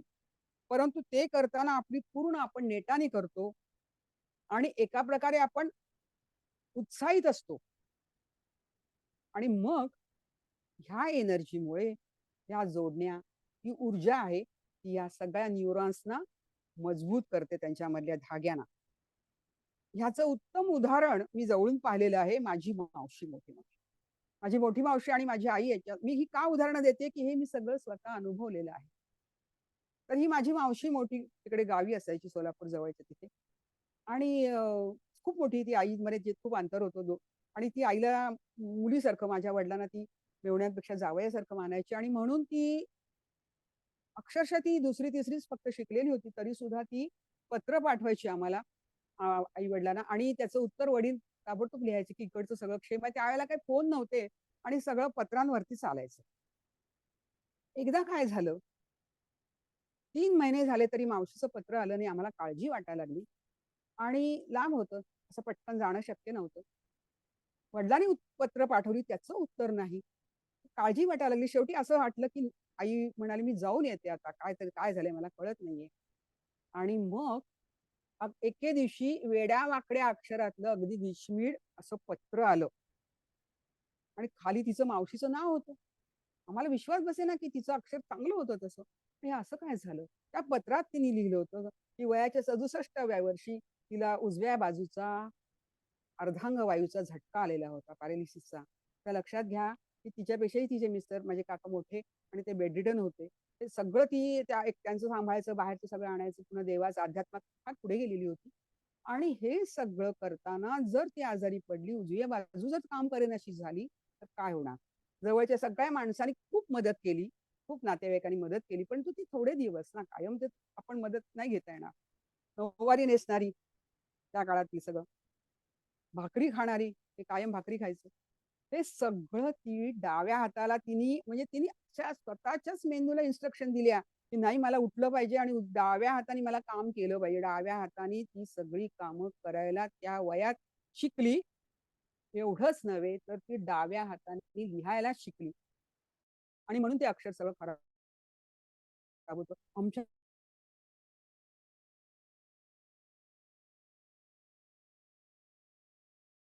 डॉमिनंट असतो त्या हाताने आपण सगळ्या गोष्टी करत असतो. परंतु जो हात आपण फारसा वापरत नाही त्या हाताने ह्या वयात सगळं काम करायला शिकणं हा म्हणजे एक इच्छाशक्तीचा प्रबल इच्छाशक्तीचं हे मोठं उदाहरण माझ्या डोळ्यासमोर होतं. पुढे ती चांगली झाली, अनेक वर्ष जगली. आणि ह्याच्यात आणखीन एक गंमत अशी की ती सगळं शिकली लिहायला वगैरे, पण तिला आमचा पत्ताच आठवत नव्हता, पोस्टल ऍड्रेस. म्हणाले आता पत्र पाठवायचं तरी कसं कसं मी कुणाला विचारू आता. आणि तिने ते पत्र लिहून पूर्ण केलं. पत्त्याच्या जागी जिथे पेन आलं त्यावेळेला तिला आपोआप तिची सगळी मेमरी रिट्राईव्ह झाली आणि तो पत्ता तिने लिहिला आणि ते पत्र आम्हाला आलं. पुढे मग जाऊन त्यांना आणलं वगैरे, त्या गोष्टी वेगळ्या. परंतु हे आहे की आज नऊवारी साडी नेसणं सुद्धा सोपं नाहीये. तर ते डाव्या हाताने सगळी ही कामं करणं, एकदा आपल्या हाताला काही फ्रॅक्चर वगैरे झालं तर आपल्याला कळतं की डावा हात किती महत्वाचा आहे. आणि म्हणून मेंदूच्या व्यायामामध्ये आपल्याला माहिती आहे की आपल्या मेंदूचे 2 भाग असतात, डावा आणि उजवा. आणि आपला उजवा भाग आहे शरीराचा, तो डावा मेंदू कंट्रोल करतो आणि डावा भाग आहे तो उजवा मेंदू करतो. आपण काय करतो नेहमी एकाच हाताने जास्तीत जास्त काम करतो. तर मेंदूसाठीच्या व्यायामातला पहिला व्यायाम आहे की तुम्ही दुसऱ्या हाताने काम करायला शिकायचं. म्हणजे ब्रश तुम्ही करताय तर मधून मधून, रोज नाही, मधून मधून तुम्ही डाव्या हाताने ब्रश करा. डाव्या हाताने एखादी वस्तू उचला. सुरुवातीला थोडं अवघड जाईल, पण नंतर सवय होईल. आपण अनेक असे काही व्हिडिओ पाहिलेत, काही जण आहेत दोन्ही दोन्ही हाताने लिहितात, दोन्ही हाताने ते ऍक्टिव्ह असतात आणि त्यांचे मेंदू ते जास्त काम करतात. तर अशा प्रकारचं हे घरातलंच एक गरज आहे किंवा म्हणजे ज्यावेळेला तुम्हाला अति नीड असते त्यावेळेला तुमचा मेंदू जागृत होतो. फक्त तुमची तेवढी तीव्र इच्छाशक्ती पाहिजे. आता आपण नवीन ऍक्टिव्ह करायचं म्हणजे काय करायचं, काही आपले छंद जोपासायचे आहेत. प्रत्येकाला वेगळे, कोणाला विणकाम शिवणकाम बायकांना असेल तर कुणाला समाजसेवेचा असेल, वनवासी कल्याण आश्रम आहेत किंवा अशा अनेक ठिकाणी आपण मदत करू शकतो. आणि एकमेकांना भेटून आपण व्यक्त व्हायचं आहे. आपलं एकट्याशीच पुढत बसायचं नाही. कारण जेव्हा तुम्ही स्वमग्न राहता, जेव्हा तुम्ही तुमच्याच विचारात राहता, तेव्हा डिप्रेशनला सुरुवात होते. अनेकदा काय करायचं माहिती, आपण एखादी गोष्ट आपल्याला आवडत असेल तर ती आपल्या पटकन लक्षात राहते. कोणतीही गोष्ट पटकन ती लक्षात राहते. म्हणजे बायकांच्या बाबतीत तर मी म्हणेन की स्वयंपाक एखादी गोष्ट आवडत असेल तर पुरणपोळी कशी करायची हे लक्षात नाही ठेवावं लागत. ते त्याची सवय झालेली असते.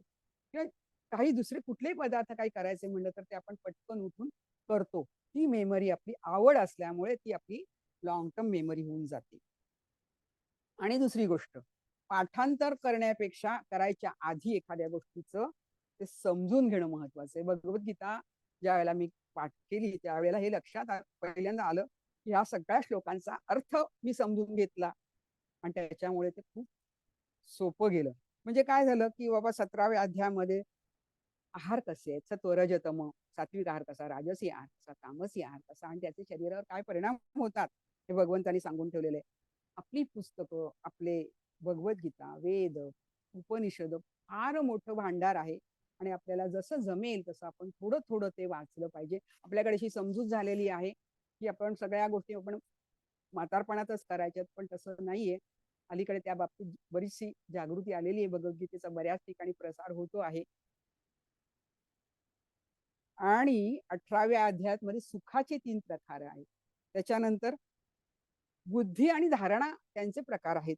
हे सगळं जर त्या दृष्टीने मी समजूत घेतलं की आता सत्व आहे, आता राजस आहे, आता तामसी सुख आहे, तर त्याच्यामुळे ते श्लोक पाठ व्हायला मला खूप मदत झाली. आणि काही वेळेला गोष्टी का लक्षात राहत नाहीत माहिती, आपलं लक्षच नसतं. समोरची व्यक्ती महत्वाची सांगत असते आपल्याला, पण आपलं अर्धवट लक्ष असतं. म्हणजे काय होतं, सभेमध्ये वक्ता विविध विचार मांडत असतो, श्रोत्यांशी संवाद साधत असतो, त्याच्यासाठी त्यांनी खूप तयारी केलेली असते, परंतु आपण आपल्या वेगळ्याच विचारात गुरफटलेले असतो. कधी कधी घरचे विचार असतात, कधी आपल्याला काहीतरी 7 वाजता संध्याकाळी काम असतं आणि मग आपण म्हणतो अरे यांनी 4 ते 6 सांगितलंय, हा वक्ता संपेल ना, ही सभा 6-4 पर्यंत संपेल ना, नाही तर मला घरी जायला उशीर होईल. मग हा जो मनात मनात मागच्या बाजूला हा जो विचारायचा, हा सतत आपल्याला असं टोचत असतो आणि मग आपलं कॉन्सन्ट्रेशन, एकाग्रता ही कमी होत जाते. किंवा काय होतं माहितीये, हे सगळं मला माहिती आहे, ह्याच्यात काय नवीन आहे असा आपण विचार करतो. परंतु प्रत्येक व्यक्तीचे त्या गोष्टीकडे बघायचा दृष्टिकोन हा वेगळा असतो. त्याच्यामुळे तो नवीन मुद्दे मांडत असतो आणि म्हणून ते आपण त्याच्याकडे लक्ष द्यायला पाहिजे. बघा, कधी-कधी आपलेच लोक असतात, आपलीच मैत्रिणी, तो बोलता-बोलता एखादा नवीन मुद्दा सांगून जातो. म्हणजे असं आपण म्हणतो, "अरे, हा काय बोलतोय, का हा सांगतोय?" असं नाहीये ते. अनेकदा आपण मोबाईलमध्येच व्यस्त असतो. आता कसं आहे, आता ही ऑनलाईन सभा आहे. आपण ऐकतो त्याच्यामुळे आपल्याला पुन्हा आपल्या मोबाईलला हात लावायला मिळत नाहीये. परंतु अनेकदा आपण बघितलेलं आहे. आता कसं होतं माहितीये, वक्त्याची लिंक निघून जाते त्यावेळेला. जर तुम्ही सतत मोबाईलच बघत बसला, तर तो काय सांगतोय हे तुम्हाला कळणार नाही. आणि मग टाळ्यांच्या कडकडाटाने आपण भानावर येतो आणि मग घरी गेल्या जाताना विचारलं, "कसं झालं व्याख्यान?" "फार सुंदर झालं." "काय सांगितलं?" असं काही सांगता येणार नाही. कारण काय आपलं लक्षच नसतं. तर शब्द आपल्या कानामध्ये शिरतात, पण त्याचा अर्थ शिरत नाही. कारण आपण तो ऐकतोच असं नाही. इंग्रजीमध्ये हिअर आणि लिसन असे 2 वेगळे शब्द आहेत. पण त्याचा अर्थ हिअर म्हणजे ऐकणं, कानावर पडणं आणि लिसन म्हणजे लक्ष देऊन ऐकणं. ऐकण्यामध्ये सुद्धा आपले 3 प्रकार आहेत. ऐकण्याची क्रिया सुद्धा साधी आणि सोपी नाहीये. पहिल्यांदा ऐकायचंय. नंतर त्याचा अर्थ समजून घ्यायचा आहे आणि तिसरी महत्वाची गोष्ट वक्त्याला जाणवून द्यायचंय आपल्या डोळ्यांनी, आपल्या मुद्रेवरून, की आम्ही ऐकतोय, आम्हाला समजतंय. जो उत्कृष्ट वक्ता असतो त्याला श्रोत्यांचे चेहरे बघितले की कळतं, की हे बोर होतायत किंवा यांना हे आपलं भाषण आवडतंय. बरं, हे आपलंच फक्त होतं असं नाही बरं का. म्हणजे हे सगळ्यांचं होतं. परंतु फक्त आपलं झालंय असं नाही.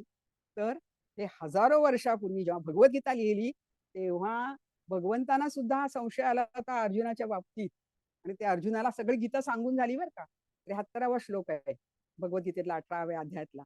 आणि ते भगवंत काय म्हणाले अर्जुनाला, "कच्चिदेतत् श्रुतं पार्थ त्वयैकाग्रेण कच्चिद ज्ञान समूह प्रनष्टस्ते धनंजय." म्हणजे अरे अर्जुना, मी तुला काय सांगितलंय ते तुझं लक्ष होतं का? तू ऐकलंयस का सगळं? तुला कळलंय का काही? आणि अज्ञानातून उत्पन्न झालेला तुझा जो आप्तस्वकीयांबद्दलचा मोह आहे, हा नष्ट झालाय का? मग अर्जुन म्हणाला, "नष्टो मोह स्मृतिर्लब्धा त्वत्प्रसादान् मयाच्युत स्थितोऽस्मी गतसंदेह करिष्ये वचनं तव." म्हणजे काय? की मी ऐकलंय भगवंता आणि आता तू सांगशील हा जो आप्तस्वकीयांचा नाशिवंताबद्दलचा माझा मोह होता तो नष्ट झाला आणि तू सांगतोस ते मी ऐकलं. ह्याच्यात फार महत्वाचा शब्द आहे स्मृतिर्लब्धा. म्हणजे पुन्हा मला स्मृती मिळाली. म्हणजे अर्जुन विस्मृतीत गेला होता का? तर हो. मायेच्यामुळे तो विस्मृतीत गेला होता की काय चांगलं, काय आपलं कर्तव्य काय हेच तू विसरून गेला होता. क्षत्रियाचं कर्तव्य लढणं. मग तो समोर कोणी असो शत्रू. तर हा माझा काका, हा माझा चुलत भाऊ, हा माझे गुरु, असा जो मोह झाला होता त्याच्यामध्ये अर्जुन आपलं क्षत्रियाचं कर्तव्य विसरून गेला होता. अर्जुनाला विस्मरण झालं होतं आणि अर्जुनाचं हे विस्मरण ह्याच्यासाठी 72 याची जी कथा 18वा अध्याय सांगितलेला आहे आणि संपूर्ण 700 श्लोकांची भगवद्गीता सांगितली गेली. त्याच्यात आपलाही सगळ्यांचा फायदा झाला. म्हणजे काय करायचंय? तर लक्ष देऊन सगळं आपल्याला ऐकायचंय आणि दुर्लक्ष करणं आपल्याला विसरून जायचं. ह्या मेमरीमध्ये असंख्य प्रकार आहेत बरं का. म्हणजे आपण असं तुलना करतो की ह्याच्या का लक्षात राहतं, माझ्या का लक्षात राहत नाही. तर असं नाहीये ते. त्या विषयामध्ये तुम्हाला इन्व्हॉल्व होणं फार जरुरीचं आहे.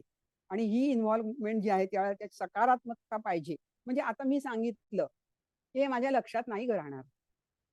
मी ना विसरते हल्ली फार.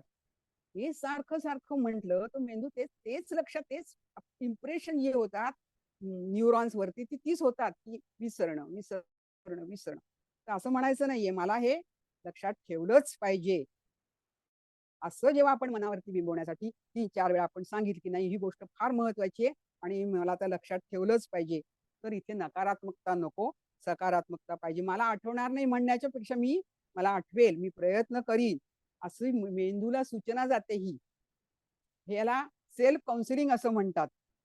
अनेकदा आपल्यावरती ताणतणाव येतात, भावनांचे उद्रेक होतात.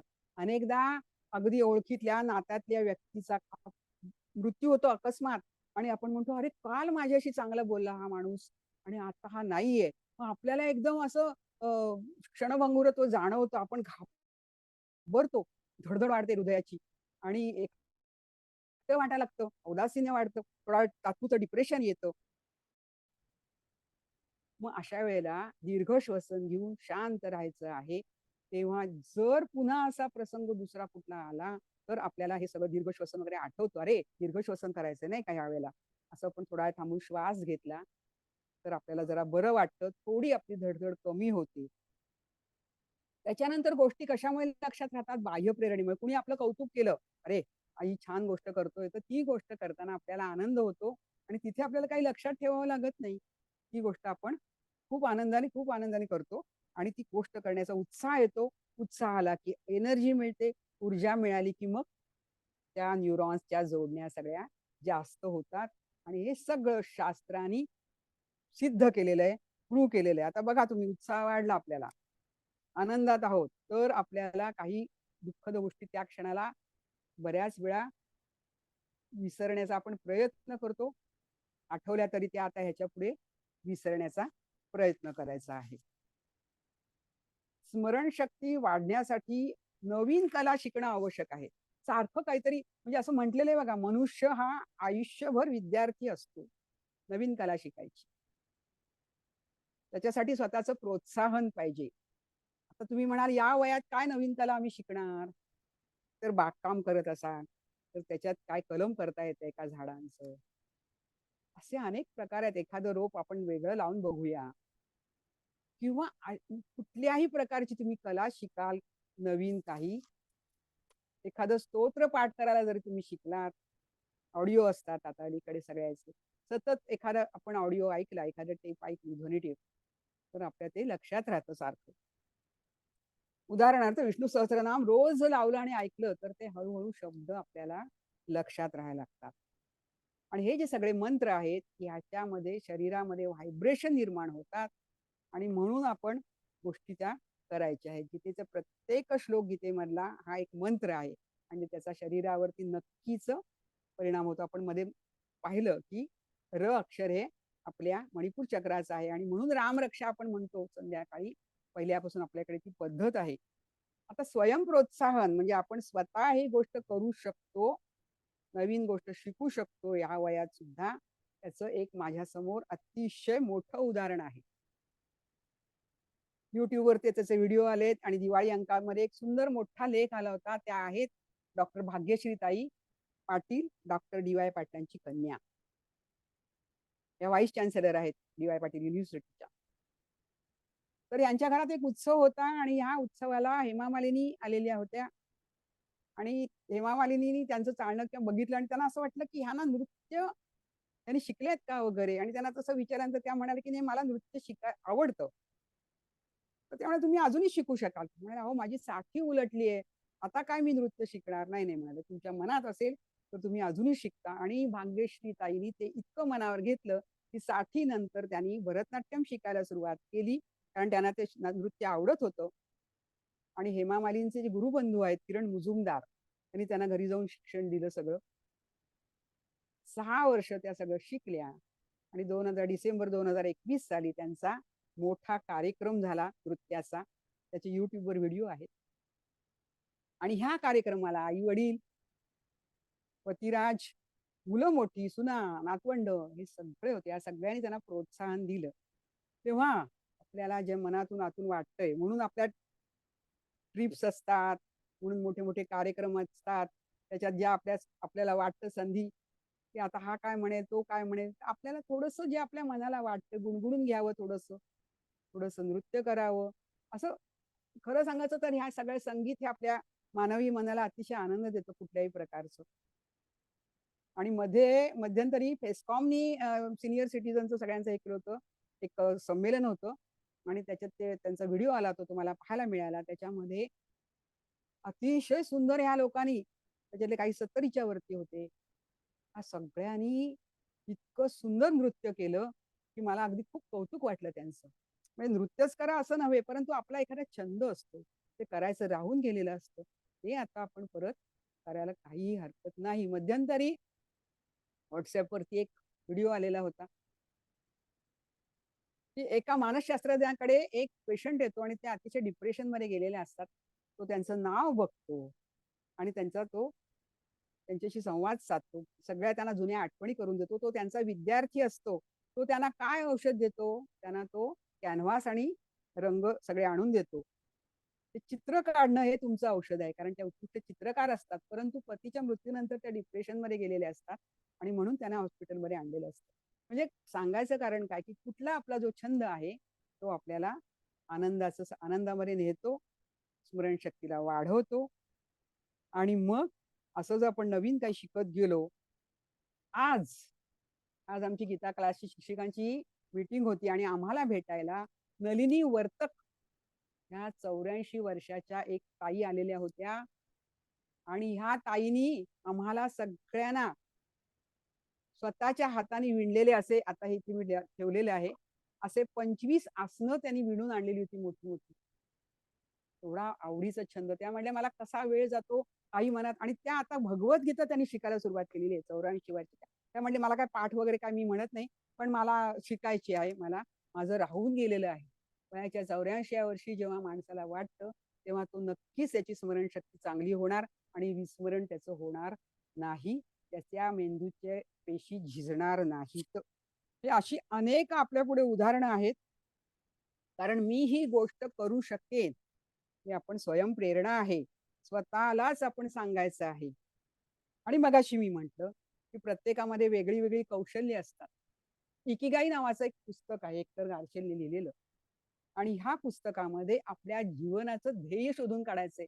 असं आढळलं, की जपानी लोकांना जास्तीत जास्त त्यांचं आयुष्य, दीर्घायुष्य आहे ते 100 वर्ष म्हणजे काहीच नाही, आणि 80 वर्षी 82 वर्षी ते सतत कार्यरत असतात. तर आपलं काय आपल्याला आवडतं, आपल्याला काय केलं की आनंद मिळतो, हे आपण शोधून काढायचंय आणि त्याच्याप्रमाणे आपली जीवन पद्धती करायची आहे. कारण काय, कारण आनंद हे आपलं ध्येय आहे मानवी जीवनाचं. सगळ्या ह्याच्यात बघा तुम्ही, सगळ्या सगळ्या साधूंची नावं आनंद असे असतात. म्हणजे कसं, विज्ञानानंद, केवलानंद, विवेकानंद, स्वरूपानंद, विवेकानंद, असं सगळे आहेत. कारण आनंद हे आपलं ध्येय आहे. तर हे गाठण्यासाठी आपल्याला काय करायचंय, स्वतःला आनंदात ठेवण्यासाठी आपला छंद जो आहे तो करायचा आहे. आणि ह्या छंदातूनच आपण आपली स्मरणशक्ती चांगली करू शकतो. आता ह्या स्मरणशक्तीमध्ये अनेक कौशल्य आहेत, अनेक प्रकारचे बुद्धिमत्तेचे प्रकार आहेत.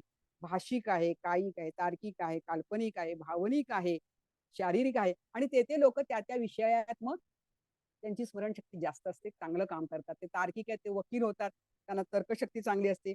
काल्पनिक आहे, ते चित्रकार, शिल्पकार होतात.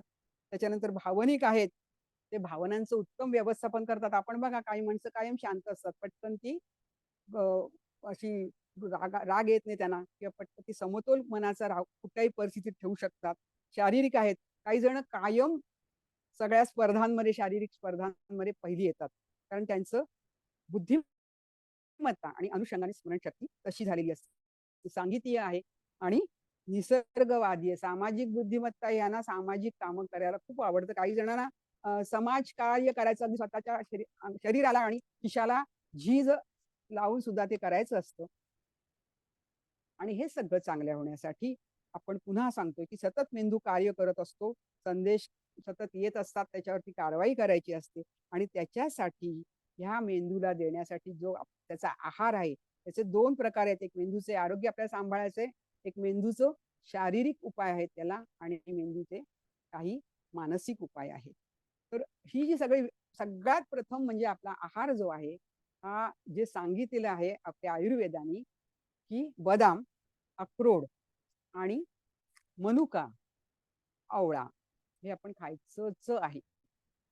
म्हणजे आपण बाकी काही नाही केलं तरी चालेल, पण आपली आहे ती स्मरणशक्ती कायम ठेवण्यासाठी मेंदूचा आहार आहे. त्याच्यामध्ये बदाम आणि अक्रोड ह्यांचा आणि आवळा ह्यांचा प्रमुख समावेश आहे. त्याच्यानंतर शंखपुष्पी आहे, ब्राह्मी आहे, स्पिरुलिना म्हणून हिमालयात सापडणारं एक आहे, एक घटक आहे, आणि त्याच्यापासून आता औषधं निर्माण केली जात आहेत. तर ह्या स्पिरुलिनाचा सुद्धा मेंदूच्या कार्यशक्तीवरती खूप उपयोग होतो. आणि आपल्याला आपण लहानपणापासून शिकलो, व्हिटॅमिन ए आहे, बी आहे, सी आहे, डी आहे आणि ई आहे. तर मेंदूच्या प्रत्येक घटकावरती यांचं कार्य चालतं. आणि मेमरी पेशींना ऊर्जा देण्यासाठी ग्लुकोज जे आहे की ह्या व्हिटॅमिन ए आपलं कार्यान्वित करतं. शेवगा, पपई, मोड आलेली कडधान्य आपला सगळा जो आहार आहे आयुर्वेदाने सांगितलेला, भगवद्गीतेमध्ये सांगितलेला आहे सात्विक आहार काय आहे तो, हा जर आपण आता घेतला, कारण खरोखरच फास्ट फूड सतत जर खाल्लं गेलं मुलांच्या नादानी आपल्या, तर ते अतिशय आपल्या बुद्धीला घातक आहे. आणि म्हणून गूळ आहे, अंजीर आहे, असे अनेक प्रकार आहेत. व्हिटॅमिन बी आहे, बी12 आहे. तर हे सगळं नॅचरल आहारातून, नैसर्गिक आहारातून जर गेलं, तर आपल्या नवीन मज्जापेशी तयार होण्यासाठी त्याची मदत होते. किंवा मज्जापेशींना प्रोटीन्स पाहिजेत, त्याच्यासाठी सोयाबीन आहे, बदाम आहे, अमिनो ऍसिड्स आहेत, फॅट्स आहे. साधं बदाम नाही मिळाले, शेंगदाणे आहेत, साजूक तूप आहे, दही आहे, आणि मेंदूची जी आवरण आहेत कॉर्टेक्स, ही सगळी फॅट्स पासून बनतात. त्याच्यामुळे कडक उपवास करणं टाळायचं आहे, कारण फॅट्स जर शरीरातल्या खूप कमी झाल्या मोठ्या प्रमाणात, आणि डॉक्टरना न विचारता कुठलंही डाएट करायचं नाहीये, कारण अचानक जर खूप फॅट्स कमी झाल्या, तर तो जो ती हानी होते ती मेंदूपर्यंत पोहोचते. अल्झायमरवरती अलीकडे एक नवीन लेख माझ्या वाचनात आला. अल्झायमरला सुरुवात म्हणजे थोडं विसरायला होते, कधी कधी हात थोडा कापतो, मधून मधून ब्लँक, हे जर सतत व्हायला लागलं तर कदाचित ती अल्झायमरला सुरुवात कदाचित असू शकते. आणि म्हणून काय करायचंय त्यांनी सांगितलंय, डॉक्टर मेरी न्यूपॉर्ट आहेत, US युनिव्हर्सिटी, म्हणजे फ्लोरिडाची जी युनिव्हर्सिटी ऑफ फ्लोरिडा आहे, तिथे त्या संशोधक आहेत, प्राध्यापक आहेत. आणि त्यांनी त्यांच्या मिस्टरांना जेव्हा झालं, पतीला त्यांच्या जेव्हा अल्झायमरची सुरुवातीची लक्षणं त्यांना कळली, तेव्हा त्यांनी काय सगळं आपल्या आयुर्वेदाचा अभ्यास केला बरं का. म्हणजे आपल्याकडे जे ज्ञान आहे ते बाकीचे लोक शोधून काढतायत, आपल्याला त्याचा गंध नाही, किंवा कोणी सांगितलं तरी आपल्याला ते फारसं आपण लक्ष देत नाही. तर खोबरेल तेल रोज सकाळी उठून कोमट पाण्यात अनुशापोटी जर घेतलं, तर अल्झायमर पुढे वाढत नाही, एनर्जी लेवल वाढते हातापायांचा. त्यांच्या पतीवर त्यांना हे आढळलं की 2-3 महिने दिल्यानंतर हातापायाचा कंप कमी झाला, स्मृतीभ्रंशाची लक्षणं कमी झाली, आणि त्यांच्या पतीची विनोद बुद्धी जी होती ती परतली. कारण काही आपल्याला व्हायला लागलं तर सगळं विनोद विनोद तर बाजूला, तो मनुष्य चिडचिड करायला लागतो सारखा. तर हे एक त्यांनी सांगितलेलं आहे. आणि अश्वगंधा, ब्राह्मी, च्यवनप्राश, आणि म्हणजे आवळा, च्यवनप्राश आवळ्यापासून केलेला असतो, ह्या सगळ्या गोष्टीचं सेवन हे आपल्याला करायचं आहे. आता स्मरणशक्ती वाढवण्यासाठी मेंदूचे काय आणखी व्यायाम आहेत, तर प्राणायाम आहे. आणि प्राणायाम का महत्वाचा आहे, तर श्वास महत्वाचा आहे. आपल्या श्वसन शक्तीपैकी आपण 37% फक्त वापरतो, आणि उरलेला आपण घेत नाही. म्हणजे आपण किती कमी ऑक्सिजन घेतो. आपण जिना वगैरे चढलो तर आपल्याला धाप लागते, कारण ऑक्सिजन कमी झालेला असतो. तोंडाने आपण श्वास घेतला आणि तोंडाने सोडला तर आपल्याला बरं वाटतं. तर या श्वसनाच्या प्रकारात तो एक प्रकार आहे. प्राणायामाचे अनेक प्रकार आहेत. चंद्रभेदी प्राणायाम आहे डाव्या बाजूनी, सूर्यभेदी उजव्या बाजूनी, असे अनेक प्रकार आहेत. भस्त्रिका आहे, भ्रामरी आहे, आणि काहीही नाही जमलं तर ओंकार आपण म्हणू शकतो. ओंकार आपण सकाळी उठून 11 वेळा जरी ओंकार म्हटला तरी त्याचा परिणाम सकारात्मक आपल्या स्मरणशक्तीवरती होतो. अनेकदा काय होतं माहितीये, आपण रात्री खूप जागतो, मी सुद्धा जागते, पण पुढे ती झोप झाली पाहिजे 5-6 तास, नाही तर मेंदू, आणि मग काही वेळा कमी झोपेची सवय झाली. पंतप्रधानांना अतिशय कमी झोपेची, पण त्याच्यासाठी योगासन आहे, आणि त्या योगासनामध्ये 2-3 तासात सुद्धा तेवढी त्यांना एनर्जी मिळू शकते. तर कमी झोप झाली तर, किंवा अति काम आणि ओव्हरवर्क नक्कीच आपल्याला ताण येतो, आणि मग आपल्याला काही आठवेन असं होतं. म्हणजे काय होतं बऱ्याच वेळा, आता अष्टावधानी असण्याची मगाशी आपण सांगितलं, आपल्याला काही कामं खूप स्पीडमध्ये करायची सवय झालेली असते, आणि त्याच्यात आपल्याला आनंद असतो. पण आता ते करायचं नाही. आता सगळ्या गोष्टींचा स्पीड जो आहे तो आपण कमी करायचा आहे, कारण तेवढी आपली एनर्जी कमी झालेली आहे, ती आपल्याला आणखीन घालवायची नाही. आणि कुंभक, योगामध्ये कुंभक हा फार मोठा एक कार्यक्रम आहे असं म्हणता येईल. कारण काय माहितीये, कुंभक म्हणजे तेवढा श्वास रोखून ठेवणं शरीरामध्ये. कुंभक करताना अंतरकुंभक आणि बाह्य कुंभक असे 2 प्रकार आहेत. अंतरकुंभकामध्ये आत घेतलेला श्वास रोखून धरायचा आहे. बाह्य कुंभकामध्ये आपण श्वास घेतल्यानंतर थोडा वेळ थांबायचंय, आणि नंतर श्वास घ्यायचा आहे. याच्याने काय होतं माहितीये, तो जो आपला श्वास आहे हा जास्त वेळ आत राहतो, प्राणवायू त्याच्यातला जास्त घेतला जातो. श्वसन कमी करायचंय, प्राणायामामध्ये श्वसनाचा वेग आपण कमी करत असतो. असं म्हणतात की आपले श्वास ठरलेले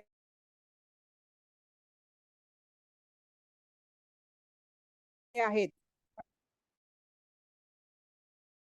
होत असेल, आपण लहानपणी दत्त दत्ताची गाय असं आपण करायचो. तर हे जे आहे ना, ह्या सगळे 5 बोट आहेत ही आपली पंचमहाभूतांची आहेत आणि ह्या प्रत्येक अग्र आपण जर दाबून धरलं असेल तर मेंदूपर्यंत त्याचा एनर्जी जाते. ते पॉइंट सगळे जातात, दाबले की त्याची शक्ती मिळते.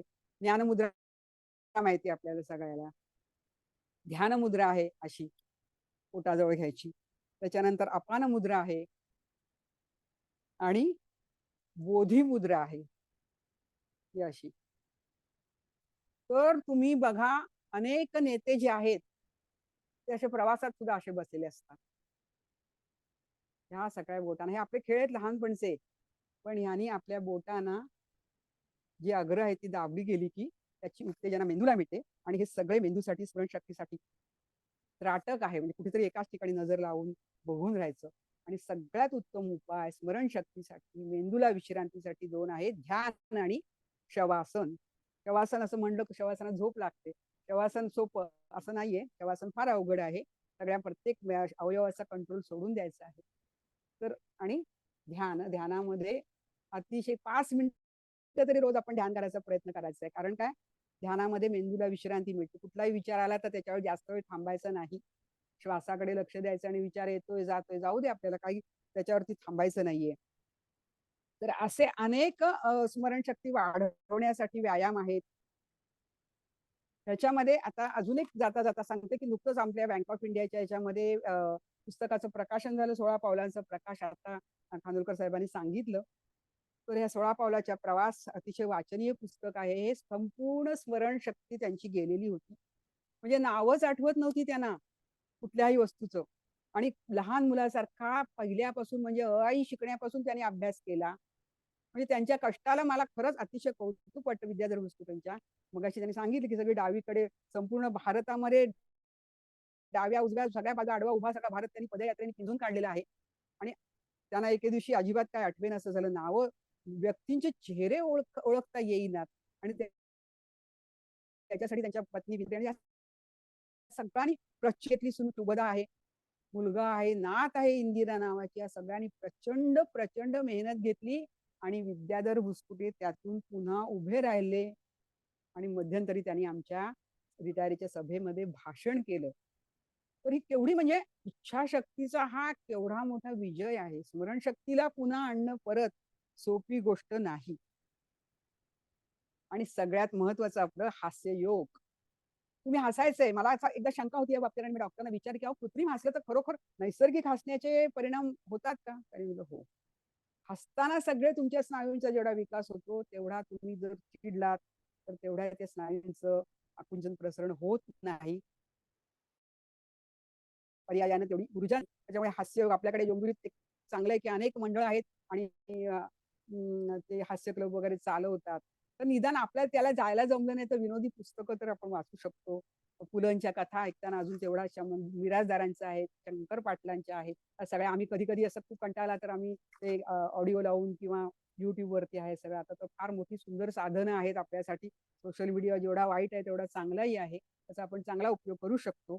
आणि उत्तम विनोदी चित्रपट आहे. ओ माय गॉड पाहिला होता मी. चार्ली चॅप्लिन, लॉरेल हार्डी केव्हाही बघितलं तर आपल्याला खूप. आणि हसायचं मोठ्याने. तिथे काय कोणाला वाटेल हा आपल्याला रिस्पॉन्स देणं हे आपल्याला खूप अवघड जातं. पटकन आपण टाळ्या वाजवत नाही, पटकन हसत नाही हसण्यासारखं बोललो तरी. तर ते सोडून द्यायचे. कारण हे सगळ्या करण्याने आपल्या हॉर्मोन्सना खूप चालना मिळते. डोपामाइन आहे, सेरोटोनिन आहे, एंडोस्पर्मिन आहे आणि ऑक्सिटोसिन आहे. हे सगळे जे हॉर्मोन्सचं सिक्रिशन झालं तर तुम्हाला स्मरणशक्तीला चालना मिळते. मग ब्रेनला ऍक्टिव्ह करणारा आता कुठला अजून व्यायाम आहे? मगाशी मी सांगितलं, डाव्या हाताचं उजव्या हाताने करायचं, उजव्या हाताचं डाव्या हाताने करायचं. आणि आपण आपल्या मेंदूला ऍक्टिव्ह ठेवायचं. स्तोत्र पाठ करायचं आणि शब्दकोडं सोडवणं तर आपल्याला सोपं आहे. आपल्यापैकी बऱ्याच जणांना त्याची आवडही असते. इंग्लिशमध्ये असेल, मराठीमध्ये असेल. वाचन आहे, बागकाम आहे, गाणं आपल्याशी गुणगुणायचं. आता कितीतरी कराओके आहे याच्यावरती, त्याच्यावरती काहीतरी आपण शिकायचा प्रयत्न करूया. आवाज असो नसो आपल्यालाच गायचंय आणि आपलाच आनंद घ्यायचाय. तेव्हा शरीर, मन, बुद्धी यांची एकाग्रता करायची आणि जे काही आपण काम आहे ना ते मनापासून आनंदाने करायचं. त्याच्यातच सगळा आपल्याला आनंद मिळतोय. आणि हा आनंद मिळवण्यासाठी आपण सगळे आपल्या मनातले द्वेष, विकार जे काही सगळे आहेत ते विसरून जायचे आणि स्वतःची बलस्थानं ओळखायची, आपले दोष नाही सांगायचे सारखे. मी काय अहो वेधळी आहे, मला ना हल्ली काय आठवत नाही. हे सगळं कशाला आपण सांगायचं? ते आहे, खरंही असेल ते, असं होतं खरं. परंतु ह्या सगळ्या ध्यानधारणे त्याच्यात सगळ्यात एक सातत्य ठेवून आपण जर वागलो आणि कंटाळा येतो, बऱ्याच गोष्टीचा कंटाळा येतो आपल्याला, दमायला होतं. आमचे एक स्नेही आहेत, ते तर आले की पहिले म्हणतात आता कंटाळा जाम, वय झालं माझं. म्हटलं पहिले तुम्ही वय झालं म्हणू नका, कारण मेंदूला ती सूचना जाते ना, आता वय झाले माझं, आता काही मला होणार नाही.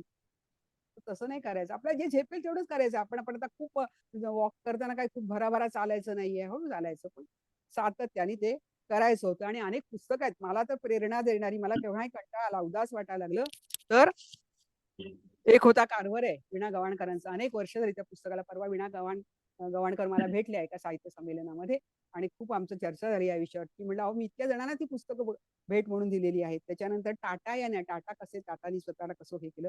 आणि माझ्या समोर उत्तम उदाहरण आहे 93 वर्षापर्यंत कार्यरत राहणाऱ्या आपल्या सगळ्यांच्या प्रिय लता दिदी किंवा 90व्या वर्षी गाणं म्हणणाऱ्या आशाताई. आता हे विद्याधर भुसकुटे यांचं पुस्तक तुम्ही वाचलं नसेल तर ते वाचा. आणि नैराश्यावरती मात करणारी महाशक्ती ह्या सगळ्या ह्याच्याकडून मला जाणवते. मी नलिनी वर्तकांचं उदाहरण दिलं. तेव्हा आपल्याला काय विसरायचंय?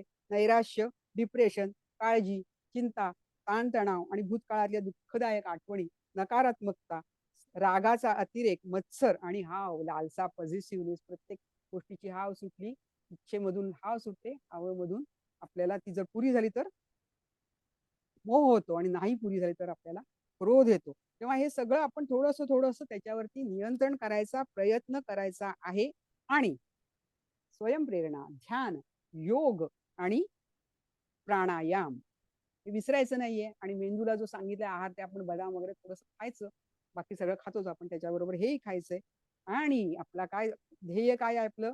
विवेकानंदांनी सांगितले, कठोपनिषदात एक वचन आहे, उत्तिष्ठत जाग्रत प्राप्त वरांनी बोधत. म्हणजे उठा, जागे व्हा आणि आपलं ध्येय आहे ते गाठसोपर्यंत थांबू नका. आपलं ध्येय काय आहे? आपली स्मरणशक्ती आहे ती अबाधित ठेवायची. आणि त्याच्यासाठी जे जे आपल्याला करणं आवश्यक आहे त्याचा एक थोडक्यात मी धांडोळा घेतलेला आहे. आणि ह्याच्यापेक्षा जास्त आपल्याला काही कुठेही माहिती मिळाली तर ती वाचायचा प्रयत्न करायचा. अनेक पुस्तकं आहेत ध्यानावरती किंवा प्राणायामावरती.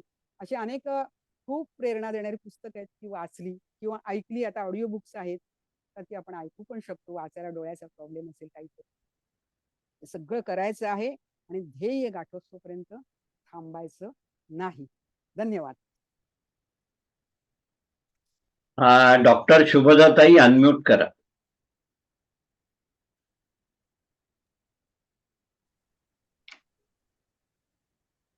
डॉक्टर शुभदाताईंची कसरत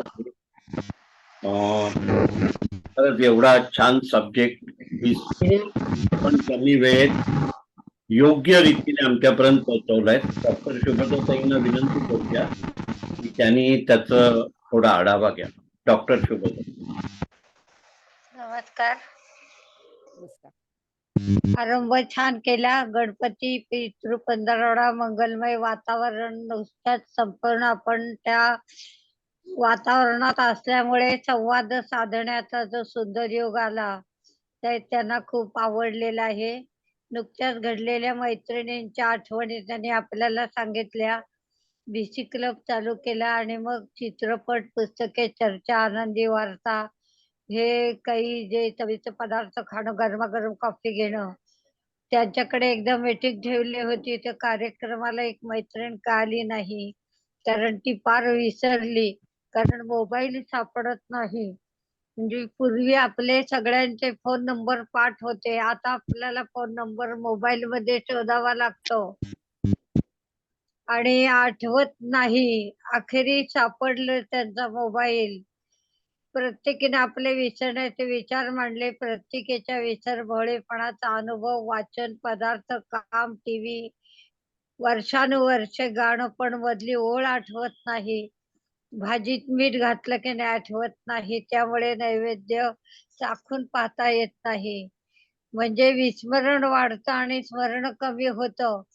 तर त्यासाठी त्यांनी सांगितलं, सतत घोकलेल्या गोष्टी बरोबर आठवतात. कालचा नाश्ता काय केला हे पण सुद्धा विसरतो. पण 15 वर्षापूर्वी नंदेनं तिच्या मुलीच्या लग्नात खराब घेतलेली साडी हे अविस्मरणीय ठरतं. त्यासाठी त्यांनी स्मरणशक्तीचे स्वरूप, मेंदूचे कार्य समजून घेतलं पाहिजे. अन्न या अवयवांचं रोपण करता येतं, पण मेंदूची रिप्लेसमेंट करता येत नाही. मेंदूच्या रचना ज्या मज्जापेशी मेंदूत आहेत त्या सांगितल्या. मेंदूचं वजन 1.25 किलो आहे. 86 अब्ज पेशी प्रत्येकीला केंद्रबिंदूत त्या स्मरण साठवलं जातं. मेंदूची मेमरी 2.5 मिलियन आहे.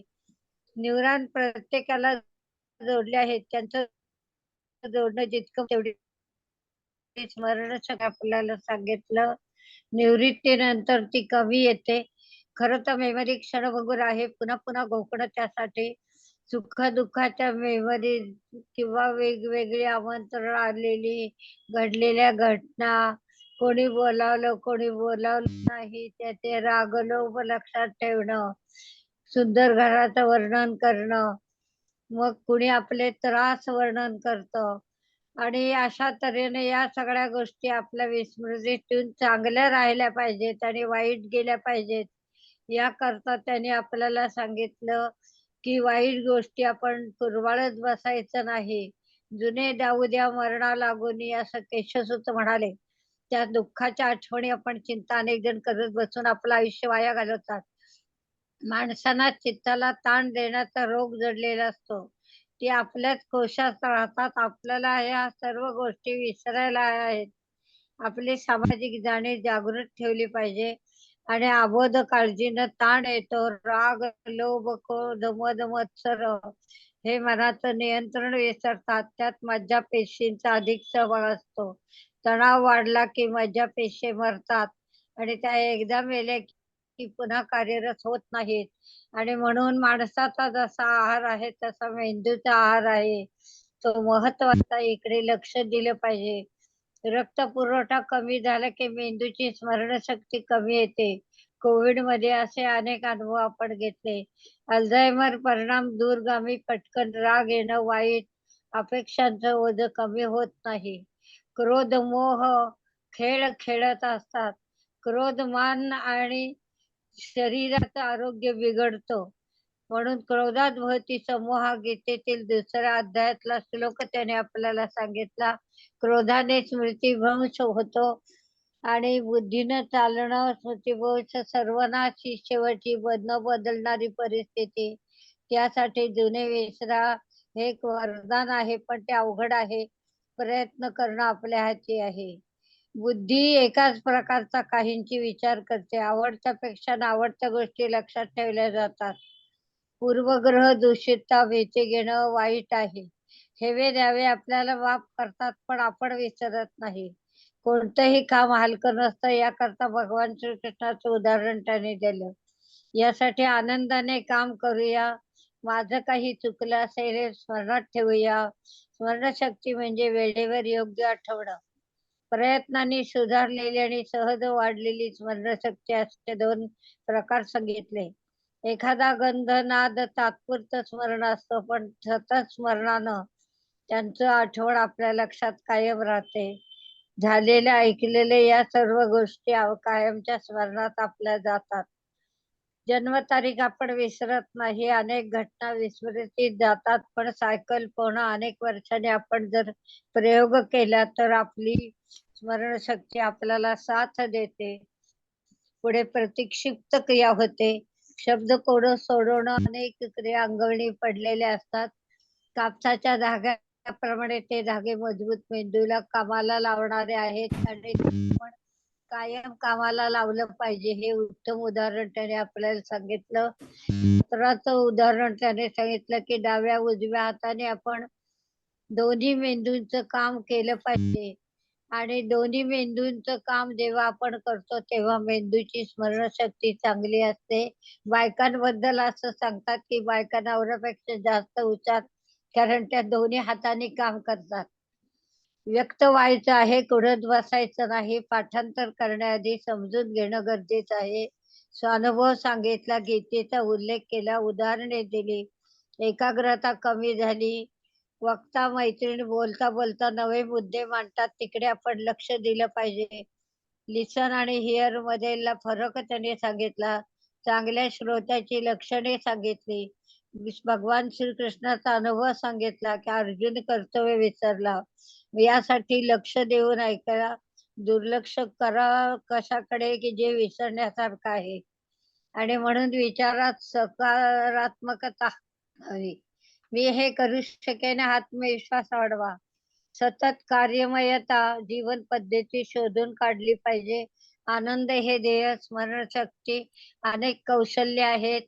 त्यासाठी आहाराचा आणि त्याने विहाराचा आणि त्याबद्दल आपल्याला व्यायाम आणि आसनांचा चांगला आपल्याला उपयोग होईल याची बरीच माहिती दिलेली आहे. कमी झोप अति ताण येतो, त्यामुळे स्पीड कमी करा. कुंभक करायला सांगितलेलं आहे. कुंभकाने मेंदूपर्यंत प्रभाव पोहोचतो. अनेक मुद्रा सांगितल्या. शवासन सर्वात अवघड. संपूर्ण स्मरणशक्ती गेल्याची उदाहरण त्याने सांगितले की माणूस पुन्हा उभा राहू शकतो. आणि हास्यामध्ये असलेली ऊर्जा आपल्याला सांगितली. म्हणजे आपल्याला जर आपली स्मरणशक्ती उत्तम ठेवायची असेल तर आजच्या व्याख्यानाचा आपण चांगला उपयोग करून घेतला पाहिजे. आणि नैराश्य, डिप्रेशन, नकारात्मक यांना विसरून मन सुंदर करून योग आणि प्राणायाम यांच्याबद्दल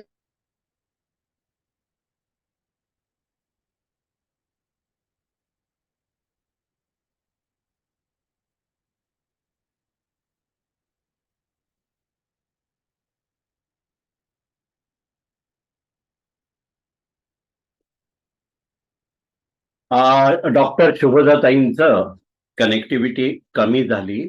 त्यांनी एखादे डॉक्टरेट व्यक्ती सविस्तर आढावा घेऊ शकते याचं एक उदाहरण आहे.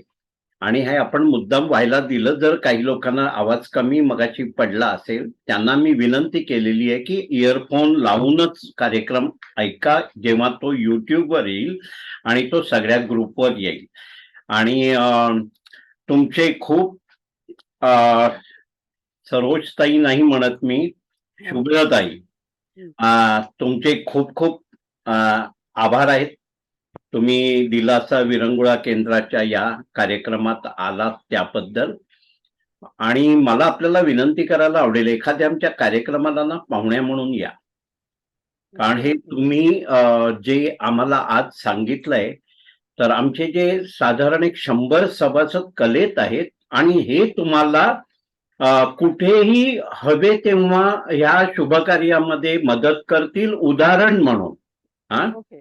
तर आता आपण इथे थांबतो आणि आजचा कार्यक्रम इथे संपला असं धरतोय. धन्यवाद. सर एक मिनिट. शुभदा, हा मी प्रज्ञा बोलतीये. हा बोल बोल. प्रज्ञा जोशी.